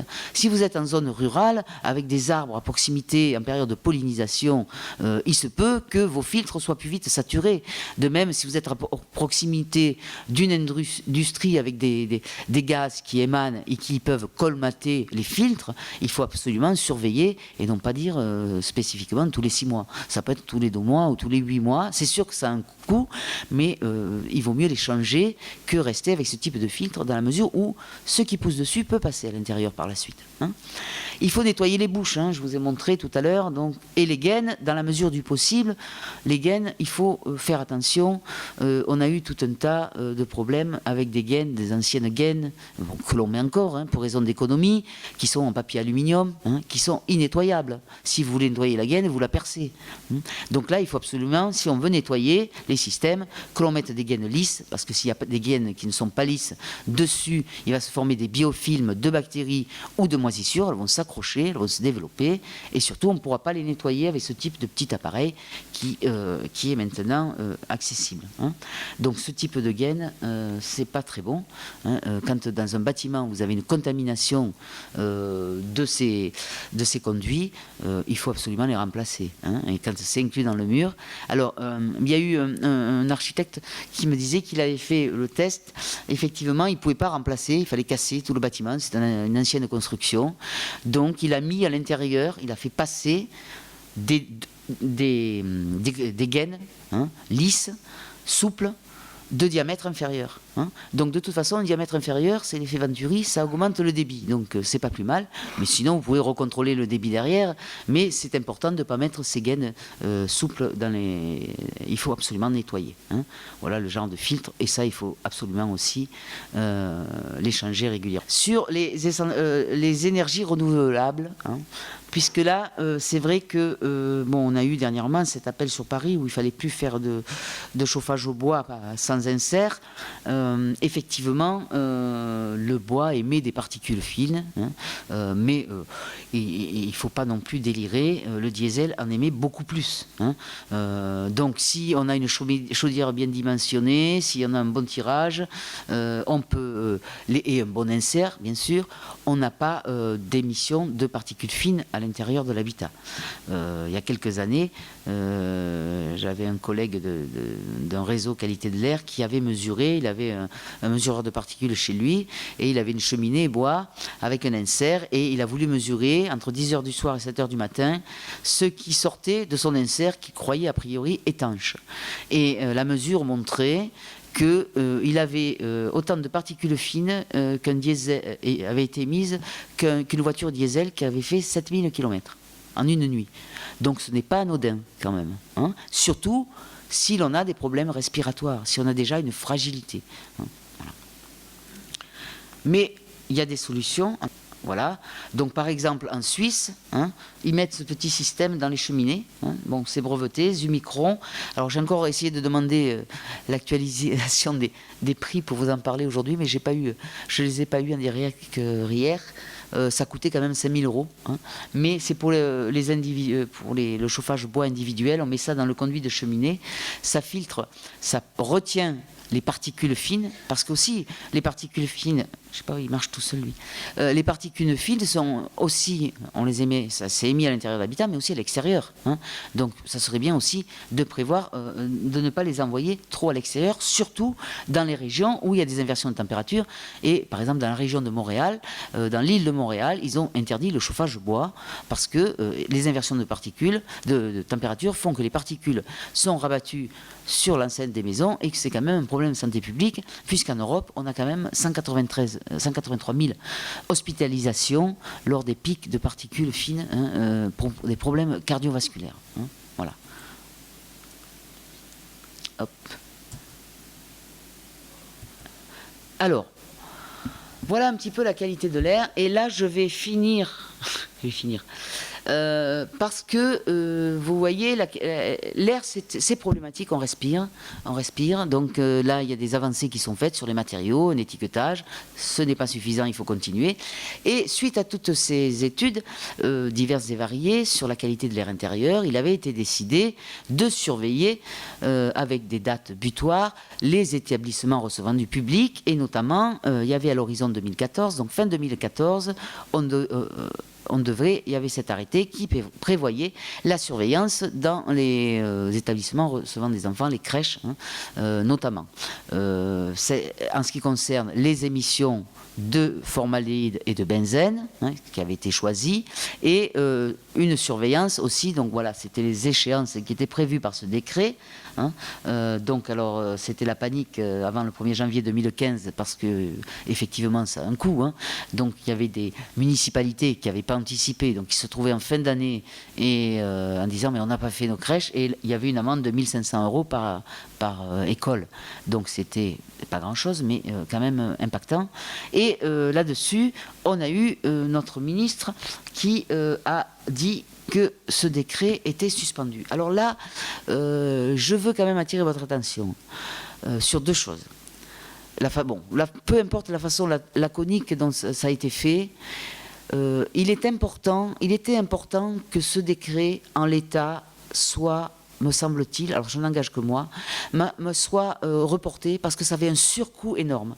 J'ai fait une conférence à l'Association des maires sur Paris où la personne responsable d'Île-de-France me disait « Mais cette campagne, moi, mes établissements, là j'en suis à 50 millions d'euros, et où je vais les trouver ?» Avec obligation de faire, s'il y a des problèmes, et on a vu sur le terrain qu'il y en avait, de mesures, le refaire tous les 2 ans et le refaire tous les 7 ans. Avec des mesures qui scientifiquement n'étaient pas, me semble-t-il, très rigoureuses. Donc que cet arrêté ait été suspendu en l'état, c'était un surcoût parce qu'il y avait aussi obligation de surveiller, donc par un organisme agréé COFRAC, l'ouverture des fenêtres. Donc les municipalités devaient payer un organisme pour venir voir dans leur établissement si les fenêtres s'ouvraient.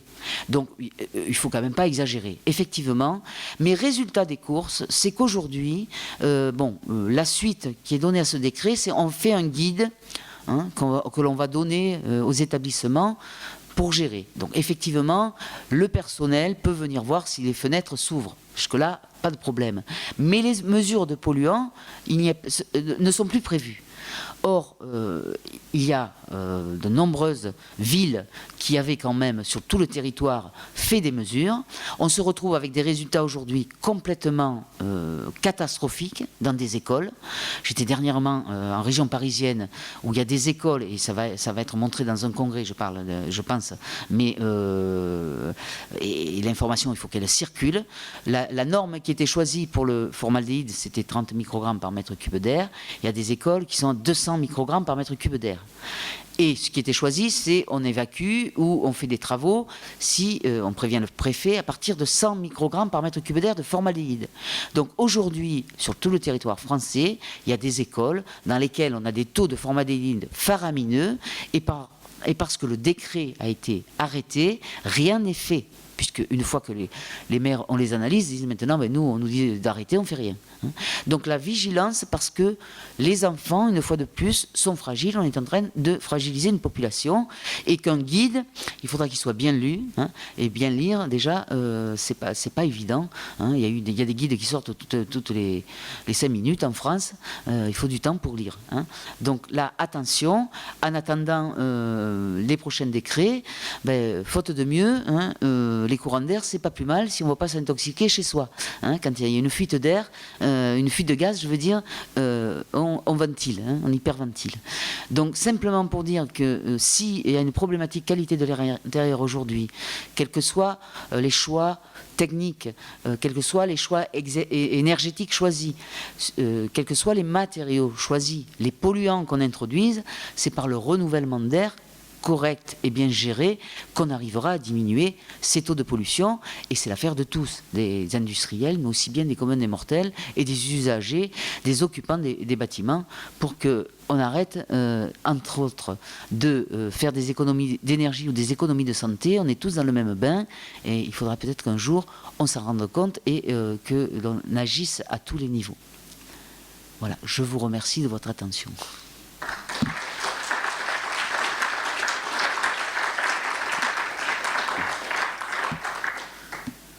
Si vous avez des questions, je suis à votre disposition.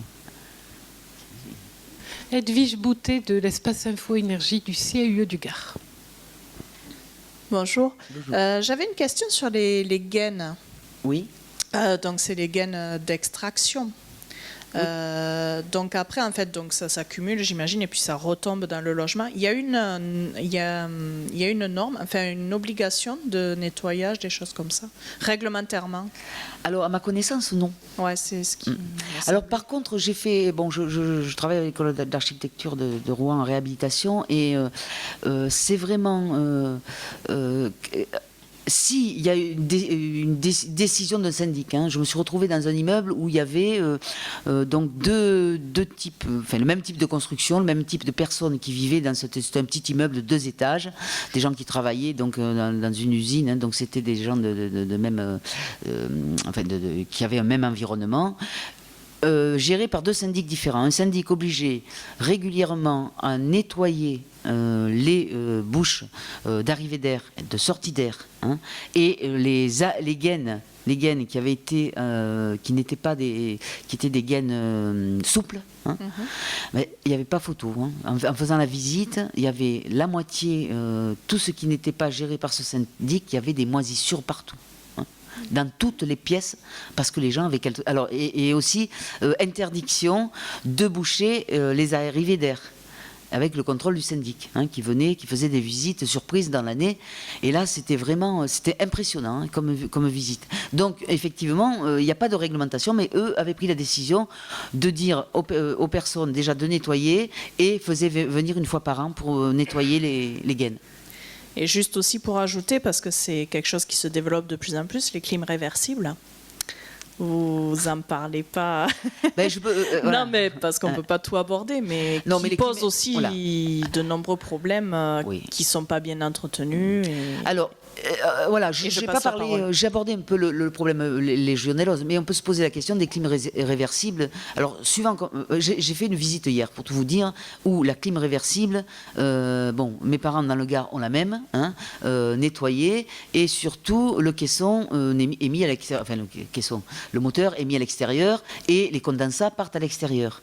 Hier, j'ai fait une visite dans un immeuble à Marseille où le caisson, enfin la ventilation, pardon, était sous la loggia. Et donc la personne me disait, mais on a des condensats et un développement de moisissures parce que effectivement ça fait de l'eau, ça fait de la chaleur avec la loggia, et là dans cet environnement les condensats ne sont pas relargués à l'extérieur et on a des problèmes. Alors il faut absolument nettoyer régulièrement les filtres, ça c'est clair, il faut absolument s'en occuper. Les déshumidificateurs, il faut nettoyer les bacs, pas laisser l'eau croupir. Comme je vous disais, les légionnelles, enfin je ne vous l'ai pas dit, mais les légionnelles, il y en a partout, dans toutes les flaques d'eau, dans la nature. Et bon, ce n'est pas un critère de potabilité de l'eau, les légionnelles, sauf dans les établissements recevant du public, les colonies de vacances, les hôtels, enfin bon, où il y a une réglementation stricte. Mais chez vous, on ne vient pas vous faire une mesure de légionnelle. Mais le problème des légionnelles, ce sont les émulsions. Et par exemple, alors là, moi je suis scandalisé, et ça c'est de l'habitat, mais ce que l'on voit dans les grandes surfaces, au rayon légumes et au rayon souvent poissonnerie, les brumisateurs. Les brumisateurs, c'est aussi potentiellement un risque. On n'a pas eu en France, avec les brumisateurs de terrasse, de problèmes de légionnelle référencés actuellement, mais il y a eu déjà des cas en Espagne il y a 2 ans.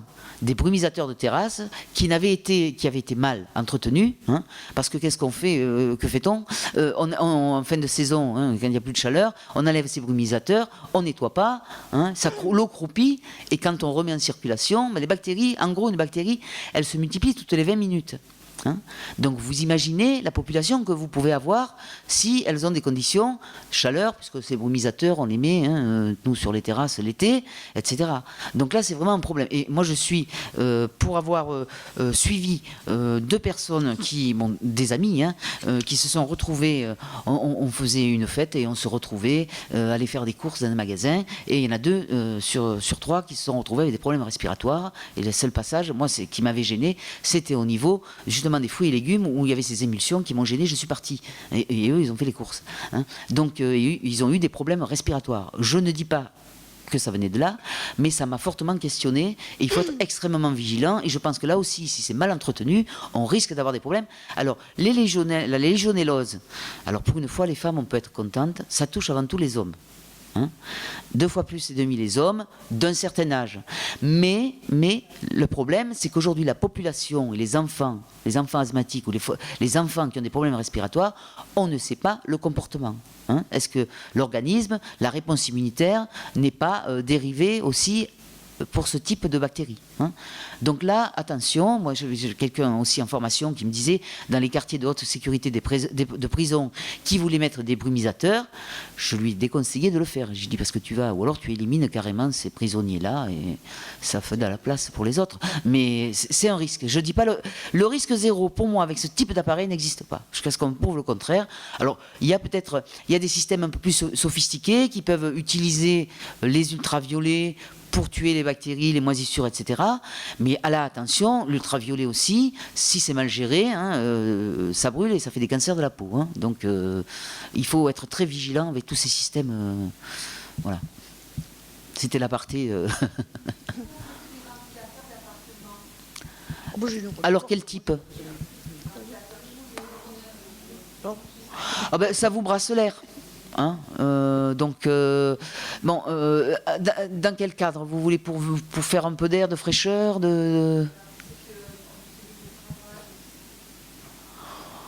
ça brasse l'air, ça vous fait une sensation de courant d'air. C'est ça, ces petits ventilateurs à palette.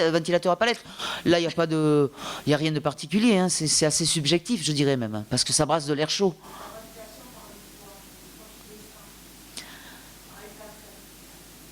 La ventilation par les plafonds. Ah oui, par les. Ça dépend si le système de ventilation, si c'est bien évacué, si la circulation d'air se fait, si le renouvellement d'air se fait correctement.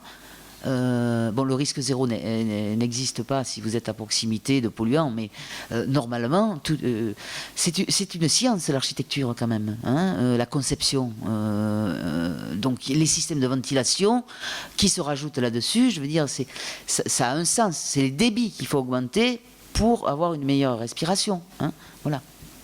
Bonjour, j'ai eu un problème d'intoxication au COV, dans le polystyrène, dans le PSE. Oui. Et heureusement qu'au bout de quelques mois, je suis tombée sur un article des Canadiens mettant en garde contre le HBCDD. Et je me suis vraiment retrouvée avec le foie en vrac pendant quelques mois, quoi. Et donc je voudrais savoir, parce que je ne peux pas quitter ce logement d'ici 2 ans, je voudrais savoir comment me protéger. Alors bien sûr que c'est une maison qui est construite en banche de polystyrène. Oui. Bien sûr qu'il y a du placo à l'intérieur. Seulement, les COV passent à travers le placo. Oui. Voilà. Et donc, je voudrais savoir si une peinture peut arrêter ces émissions de COV. Voilà. Et ensuite, on n'a aucune information sur les peintures non plus, de toute façon. Donc, les peintures, si, les peintures sont... D'ailleurs, ça les a fait assez râler, mais il y a un étiquetage sur les pots de peinture. Oui. Alors, obligatoire.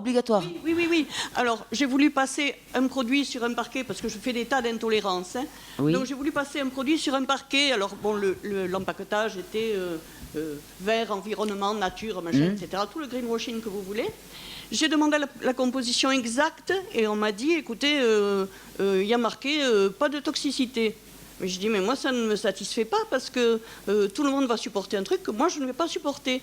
Et donc, la personne m'a dit, écoutez, bougez pas, j'appelle le fabricant. Le fabricant a répondu, comme d'habitude, secret professionnel, voilà. Et on fait quoi avec ça? Il n'y a pas d'étiquetage, il n'y a rien, quoi. Alors, pour avoir des informations, selon les produits, mais vous avez des fiches de données sécurité. hein, les FDS, vous allez sur la base de données Quick FDS, et là, si le produit a été mis sur le marché après 1998, le fabricant a obligation de vous donner la FDS. Donc la FDS, bon, c'est des fiches données sécurité. Pourquoi la FDS?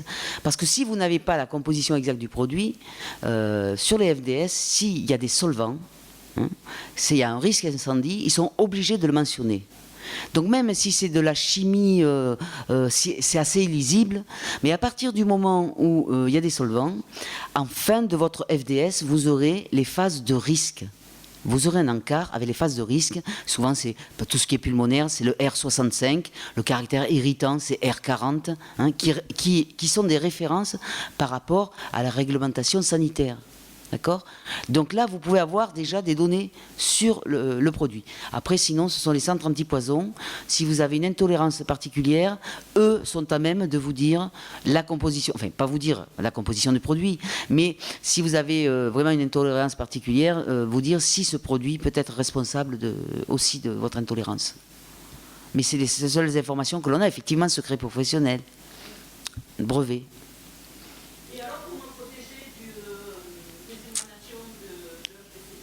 Qu'est-ce que vous avez comme système de ventilation?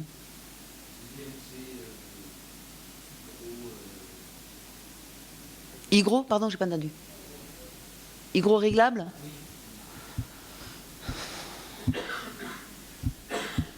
Il faut ventiler au maximum, hein, de toute façon. C'est tout ce que... Il faut renouveler l'air au maximum, parce que si vous restez là-dedans, de toute façon, si vous êtes intolérante, je vois pas trop que vous dire, hein. Malheureusement. C'est bien ça le problème. Après... Et comment peut-on, en tant que particulier, mesurer la qualité de l'air intérieur? Alors il y a des sociétés qui le font, hein, alors oui, des sociétés privées. Alors bon, pour mesurer la qualité de l'intérieur, alors ce qui avait été par exemple pour la réglementation, hein, bon, j'ai dit que la réglementation en état, c'était bien qu'elle soit arrêtée pour les établissements recevant du public. Pourquoi j'ai dit ça? C'est parce qu'en fait, il était proposé de faire une mesure de benzène et de formaldéhyde, mais en mettant un tube par pièce, hein. Or, en science, on dit toujours, si le tube ne marche pas, comment je sais que mon résultat est bon? Je mets au moins 2 tubes, hein. Bon, si j'ai un tube qui me dit 10 et l'autre 100, quel est le bon? D'accord? Donc en science, on met au moins 3 tubes. Mais les 3 tubes, pour ce type, vous vous rendez compte déjà le coût que ça avait, mais c'était bon pour évaluer globalement. Mais en plus, ce type de mesures, ce sont des tubes à diffusion passive, parce que ce sont les moins chers que l'on a sur le marché. Donc on mettait les tubes pendant 4 jours et demi, et après on les renvoyait au laboratoire qui donnait les résultats. Mais on sait que cette technologie admet 20% d'erreur. Donc, si je suis... Alors, bon, puisque au final, la réglementation, c'était 10 microgrammes par mètre cube. Hein, ça va être plus simple pour raisonner. Si je suis à 12, mais que j'ai 20% d'erreur, est-ce que je ferme l'établissement, au final, en 2020, hein, ou si je suis à 8, je suis bon, ou avec 20% d'erreur? Vous voyez? Donc, voilà. Alors, c'est vrai... Alors, vous avez ce type de tube que vous pouvez commander vous-même, hein. Il y a des labos qui vous feront la mesure, mais il faut compter au moins 100 € par tube. Hein? Donc 100 € par tube, bon, je vous dis, moi, la mesure correcte, c'est au moins faire 3 tubes, et savoir dire, cette pièce est polluée par rapport à quoi? Si vous êtes dans un environnement extérieur pollué, il faut au moins faire un contrôle par rapport à l'extérieur. Donc déjà, ça fait au moins 4 tubes pour un seul polluant. Alors par contre, bon, pour le formaldéhyde, mais vous avez la même chose pour les COV, totaux. Hein? Voilà. Alors vous pouvez avoir peut-être qu'une indication, si ce qui vous, pour savoir un petit peu ce que vous avez dans votre air, à la limite vous commandez qu'un tube, vous dites qu'il vous fasse cadeau du blanc de tube, c'est-à-dire le contrôle du tube quand lui-même ne soit pas vicié, hein. Donc là s'il y a un numéro de lot, ils peuvent faire passer ça, mais ça a un coût quand même. Hein, c'est pas pris. Et après, bon, il y a des gens qui louaient des appareils, qui prenaient en temps réel, parce que c'est vrai que c'est bien aussi cette mesure pour les écoles. C'est intéressant parce que c'était une mesure moyennée, mais on ne savait pas si, par exemple, pour un jour, il y avait eu une émission particulière. Hein. Donc, on ne pouvait pas. Les valeurs moyennes, c'est toujours délicat de faire. S'il y a des pics, parce qu'il y a un industriel qui va relarguer à côté, à proximité d'une école, c'est bon de savoir que ce jour-là, les enfants ont été exposés à temps et non pas à une moyenne. Hein. Donc là, voilà, donc il y a des gens qui prêtent des appareils de mesure, comme ça. Maintenant, ils ne prêtent moins, ils offrent une prestation et ça revient assez cher. Hein. C'est vrai que, bon, on est un peu... Rien. Bonsoir. J'ai une question sur... alors, je suis constructeur de maisons écologiques. Je ne vous vois pas, excusez-moi. Ah, pardon, oui, je vous ai... Oui. Je suis constructeur de maisons. Quand on parle de ces maisons, on parle de maisons écologiques ou de maisons saines. Tout à l'heure, vous disiez qu'il n'y a pas de matériaux sains. J'aimerais avoir votre avis. Vous nous avez parlé de pathologies dans les maisons pas très saines jusqu'à là. J'aimerais avoir votre avis sur les maisons qu'on appelle saines. On est quelques constructeurs un peu partout à essayer de faire des maisons plus saines aujourd'hui, faites depuis quelques années. Donc, dans ces maisons saines, qu'est-ce qu'on fait? Déjà, on essaie de faire des murs perspirants. Alors, j'aimerais avoir votre avis là-dessus. Est-ce que c'est efficace ou pas? Et on essaie de réguler l'hygrométrie dans ces maisons à travers des matériaux, des enduits terre ou des enduits plâtre, qui sont des régulateurs d'hygrométrie. Malgré tout, c'est des maisons, moi je fais des maisons en bois isolé en paille. Dans ces maisons, on va mettre à l'intérieur un panneau OSB. Depuis 2-3 ans, on dit sur les avis techniques des panneaux OSB, formaldéhyde 0. Voilà, j'aimerais avoir votre avis sur est-ce que je dis des conneries à mes clients ou est-ce que... Bon, de toute façon, vos panneaux OSB, ils doivent être étiquetés. Hein, ils doivent être étiquetés, donc A+. Hein, donc c'est que vous êtes en dessous des... Si, le problème des OSB, c'était l'école, et dans tout, la plupart, hein, même les laines minérales, à un moment donné, bon, les liants, en sortie d'usine, ils avaient du formaldéhyde, du réformol. On a changé, maintenant on a mis des cols PMDI qui sont peu émissives, bon, sauf sur certains fumarates, mais on a des industriels qui en plus font des cols qui sont peu émissives, donc il y a des OSB, effectivement zéro formaldéhyde, zéro émission. Alors, si vous avez un doute, vous demandez des PVDC, mais normalement, ils ont possibilité de faire des émissions zéro en COV. Alors, qu'est-ce que vous appelez parois perspirantes? Parce que qu'on cale bien les choses.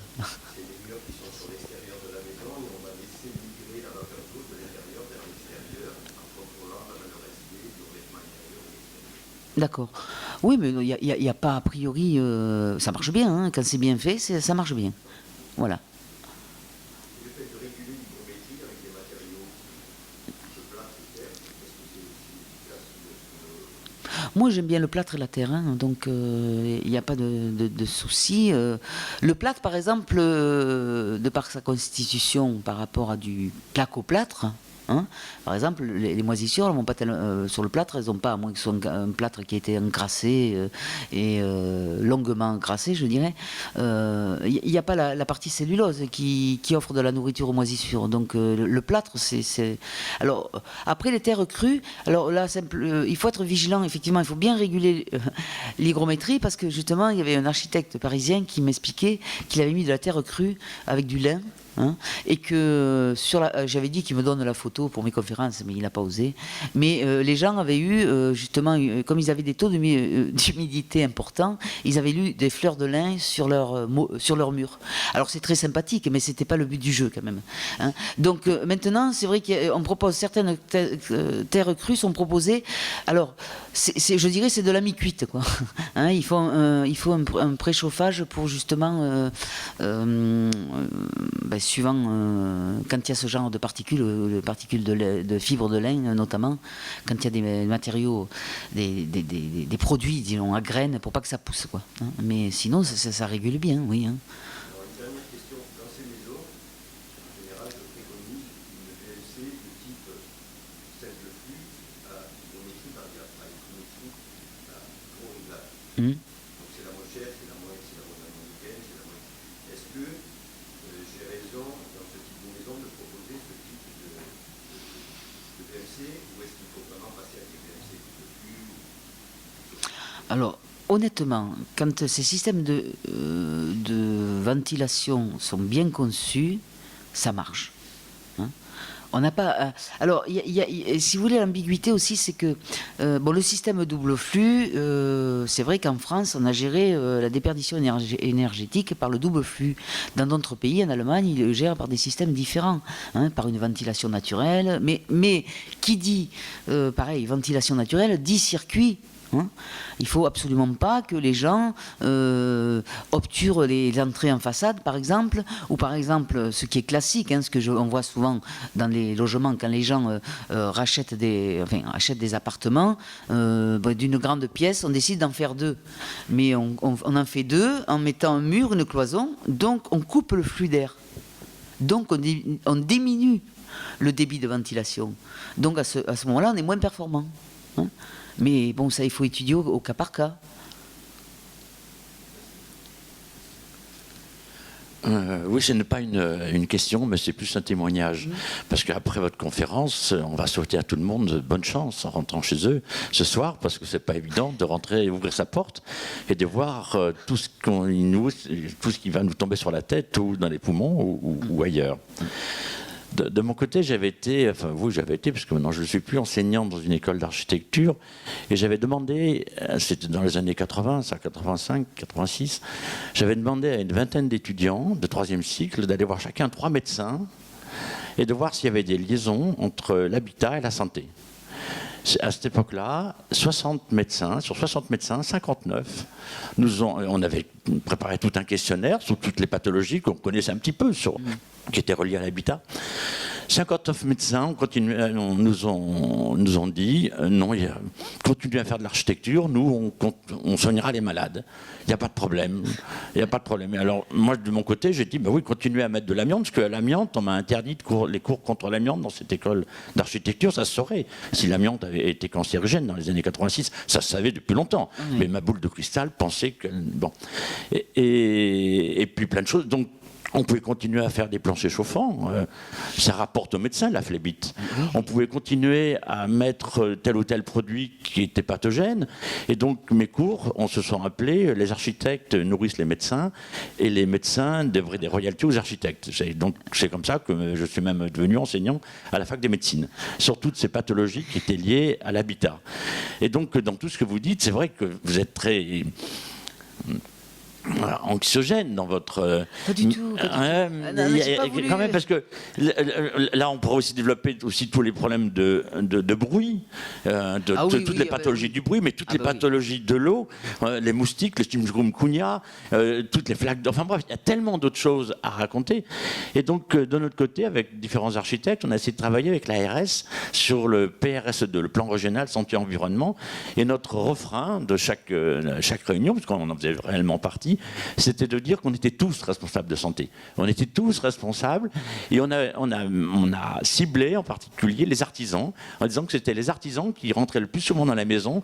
Et si les artisans étaient un peu sensibilisés au niveau de leur bon sens, au niveau de leur sens de l'observation, pour éventuellement exprimer à des gens qu'au niveau du chauffage, au niveau d'une peinture, au niveau d'une ventilation, au niveau de moisissure, au niveau... Enfin bref, sur énormément de choses, l'artisan pouvait éventuellement donner des conseils de bon sens, et non pas des conseils de pathologie extraordinaire, vous aurez un cancer, etc.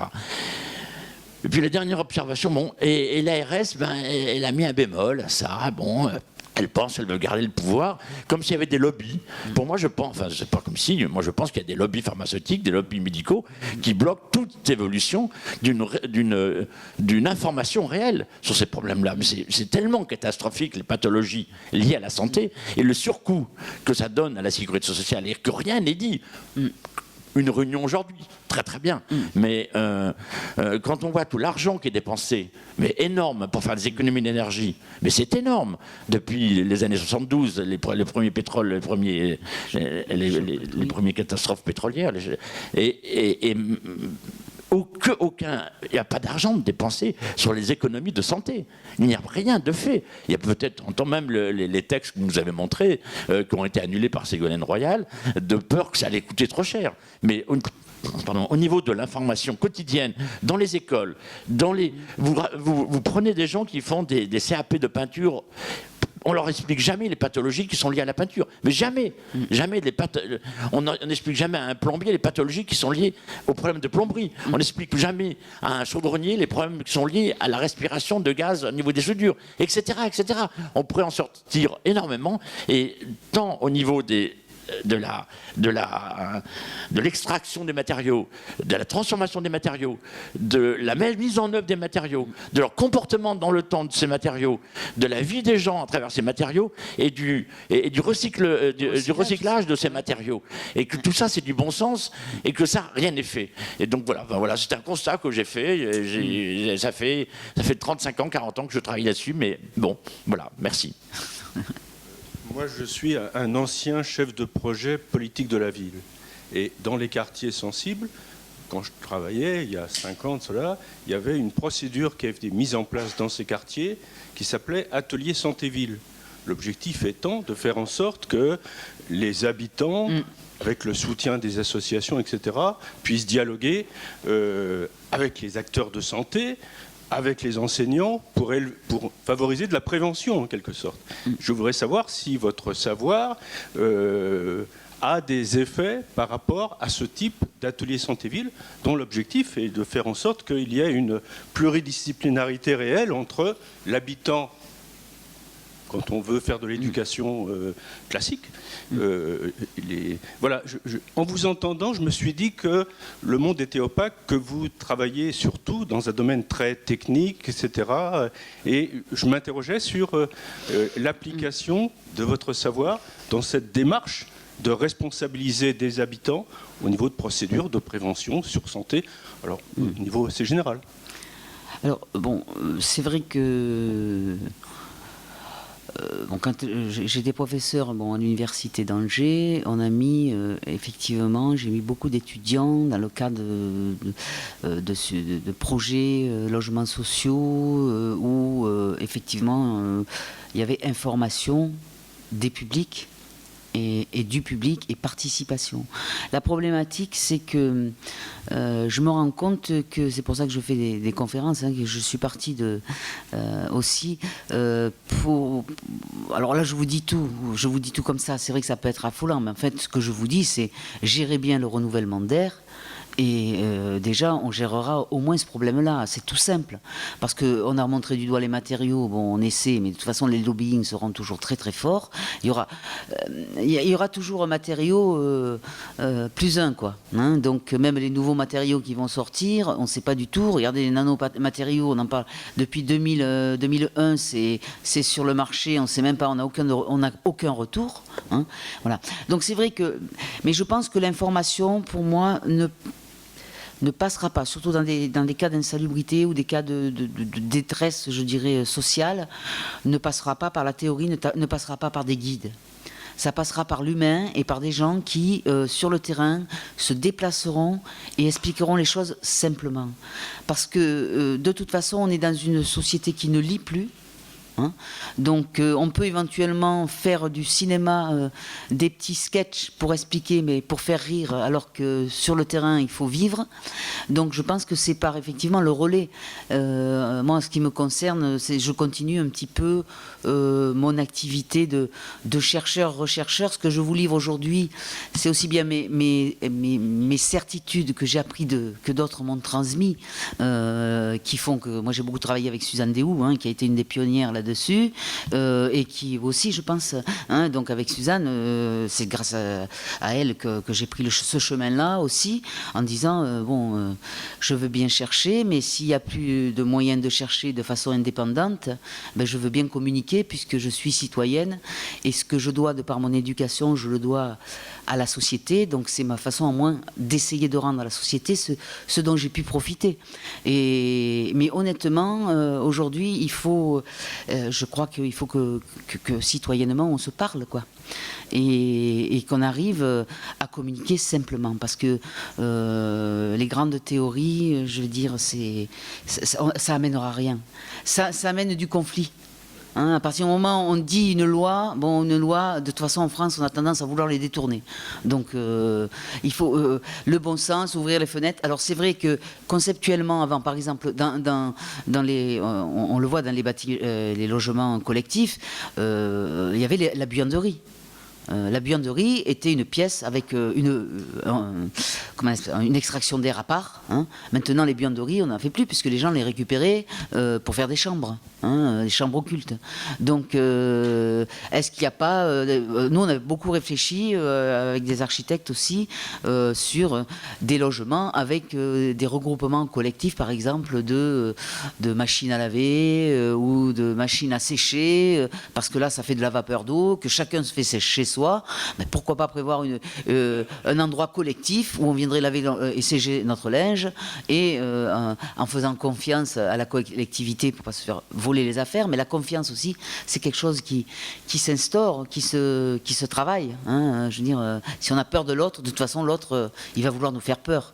Donc je crois qu'à un moment donné, il faut qu'on essaie effectivement d'être transversal, hein, et d'agir à tous les niveaux.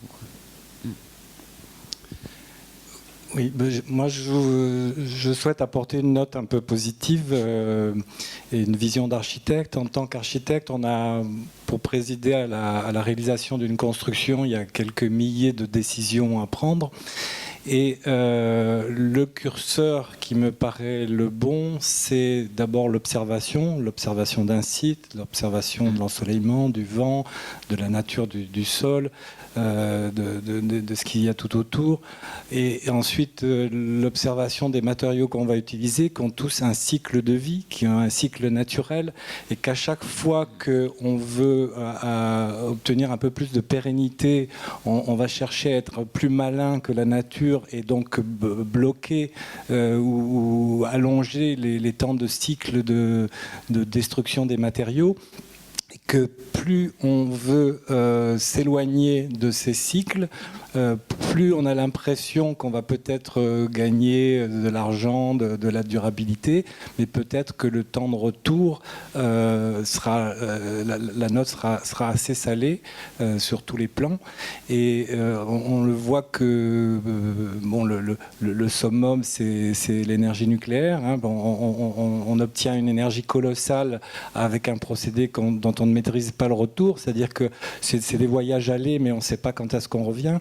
Donc cette notion de l'observation et du respect des cycles, de savoir faire le bon compromis en disant oui, je dois de la durabilité, de la pérennité à mon maître d'ouvrage et à ses occupants, mais aussi je dois penser quand est-ce que le matériau va revenir à l'état naturel et se recycler. Et vous avez cité Rabelais, ben c'est vrai que la conscience que l'on met dans chaque décision, dans chaque acte, est probablement le meilleur curseur, et l'humilité que nous avons à développer, et je peux témoigner pour ma profession qui n'est pas toujours bien comprise ou respectée. Les architectes n'ont rien à vendre, n'ont aucune collusion avec aucun marchand, aucun industriel. Ils sont là au service de la terre et des gens qui y vivent. Et en général, leur grande majorité ont cet état d'esprit. Et à partir du moment où cet état d'esprit est partagé par les donneurs d'ordre, par les entreprises, par les artisans, et que tous arrivent à faire une chaîne relativement cohérente avec ces notions de conscience et d'humilité, mais on a déjà une bonne part de l'histoire pour ne pas se laisser entraîner dans des choses qui sont dégénérantes. Et, bon, après, il reste tout le patrimoine qui a été fait qui a été construit depuis 30 ou 40 ans. Et là, effectivement, il y a un héritage qu'il va falloir déconstruire, recycler. Et là, il y a un thème majeur à prendre à bras-le-corps rapidement. Mais je pense aussi qu'il y a... C'était une fois... je faisais un cours à des architectes, justement. Et donc, il y a eu un moment, quelqu'un qui construisait en bois, et quelqu'un qui était en région parisienne, qui avait participé au bétonnage, enfin ce que disait l'autre architecte, au bétonnage de la banlieue parisienne. Et à un moment donné, ça s'est chauffé. Et bon, moi j'adore quand ça s'échauffe, donc je laissais faire. Et il y a vraiment une architecte qui m'a dit, mais vous leur dites rien là? J'ai dit non, mais elle me dit ça dérive. J'ai dit pas du tout. Et à un moment, c'est conclu. Bon, moi je construis en bois parce que c'est la vie, c'est l'essence. Hein, on retrouve la nature. Et en face, il y avait l'architecte qui disait, mais moi, quand on nous a demandé de construire dans les années après-guerre, hein, puisqu'il avait un certain âge, après-guerre, ben, l'idée c'était de loger le maximum de personnes. Donc c'est pour ça, c'est pas la peine de montrer du doigt, de se montrer les uns les autres du doigt, ce que fait la société pour pas avancer. Hein. On se critique entre nous, comme ça les autres au-dessus font ce qu'ils veulent. L'idée c'est de constater, hein, mais humblement, de constater que les erreurs sont... Il y a des erreurs, ok, mais maintenant, agissons pour les corriger. C'est tout. Hein. Donc, on sait qu'il y a eu une confusion des gens en calfeutrant les bâtiments, en augmentant les problèmes sanitaires à l'intérieur du bâtiment. Ok, maintenant on veut bien faire des bâtiments énergétiquement performants, mais ça a un coût parce que la ventilation, à ce moment-là, il faudra la gérer d'une façon ou une autre, correctement, si on veut faire vivre des gens à l'intérieur, quoi. Moi j'ai entendu il y a assez longtemps quelqu'un qui avait des croyances et une foi qui disait ben moi je bénis l'eau du béton. Voilà, il construisait à l'eau bénite. Et cette chose-là, parce qu'on est bien obligé parfois d'utiliser le béton, il s'utilise partout, mais quand on met de la conscience dans ce qu'on fait, hein, et on arrête de bétonner, c'est-à-dire que le béton est une matière plastique extraordinaire. Si on n'en fait pas des cages à poules et qu'on l'utilise juste à l'endroit où il doit être utilisé, pas plus, voilà, l'esprit c'est de se dire qu'est-ce qu'on fait avec le matériau juste à l'endroit qu'il faut. Voilà. Bien, je vous remercie Odile Massot. Merci à vous. Et alors ce que l'on est en train d'aborder me permet d'introduire le prochain sujet qui sera l'habitat contemporain avec Monique Eleb qui est psychologue et docteur en sociologie, qui fait partie du Conseil du Grand Paris et qui va venir parler donc du logement contemporain entre confort, désir et normes. C'est le titre de son dernier ouvrage paru en 2013. Vous savez que les besoins en habitat ne cessent d'évoluer et que les sociologues se penchent sur cette question. Donc voilà, j'espère que vous serez nombreux à cette dernière conférence. Parlez-en autour de vous. Merci beaucoup de votre attention et bonne soirée.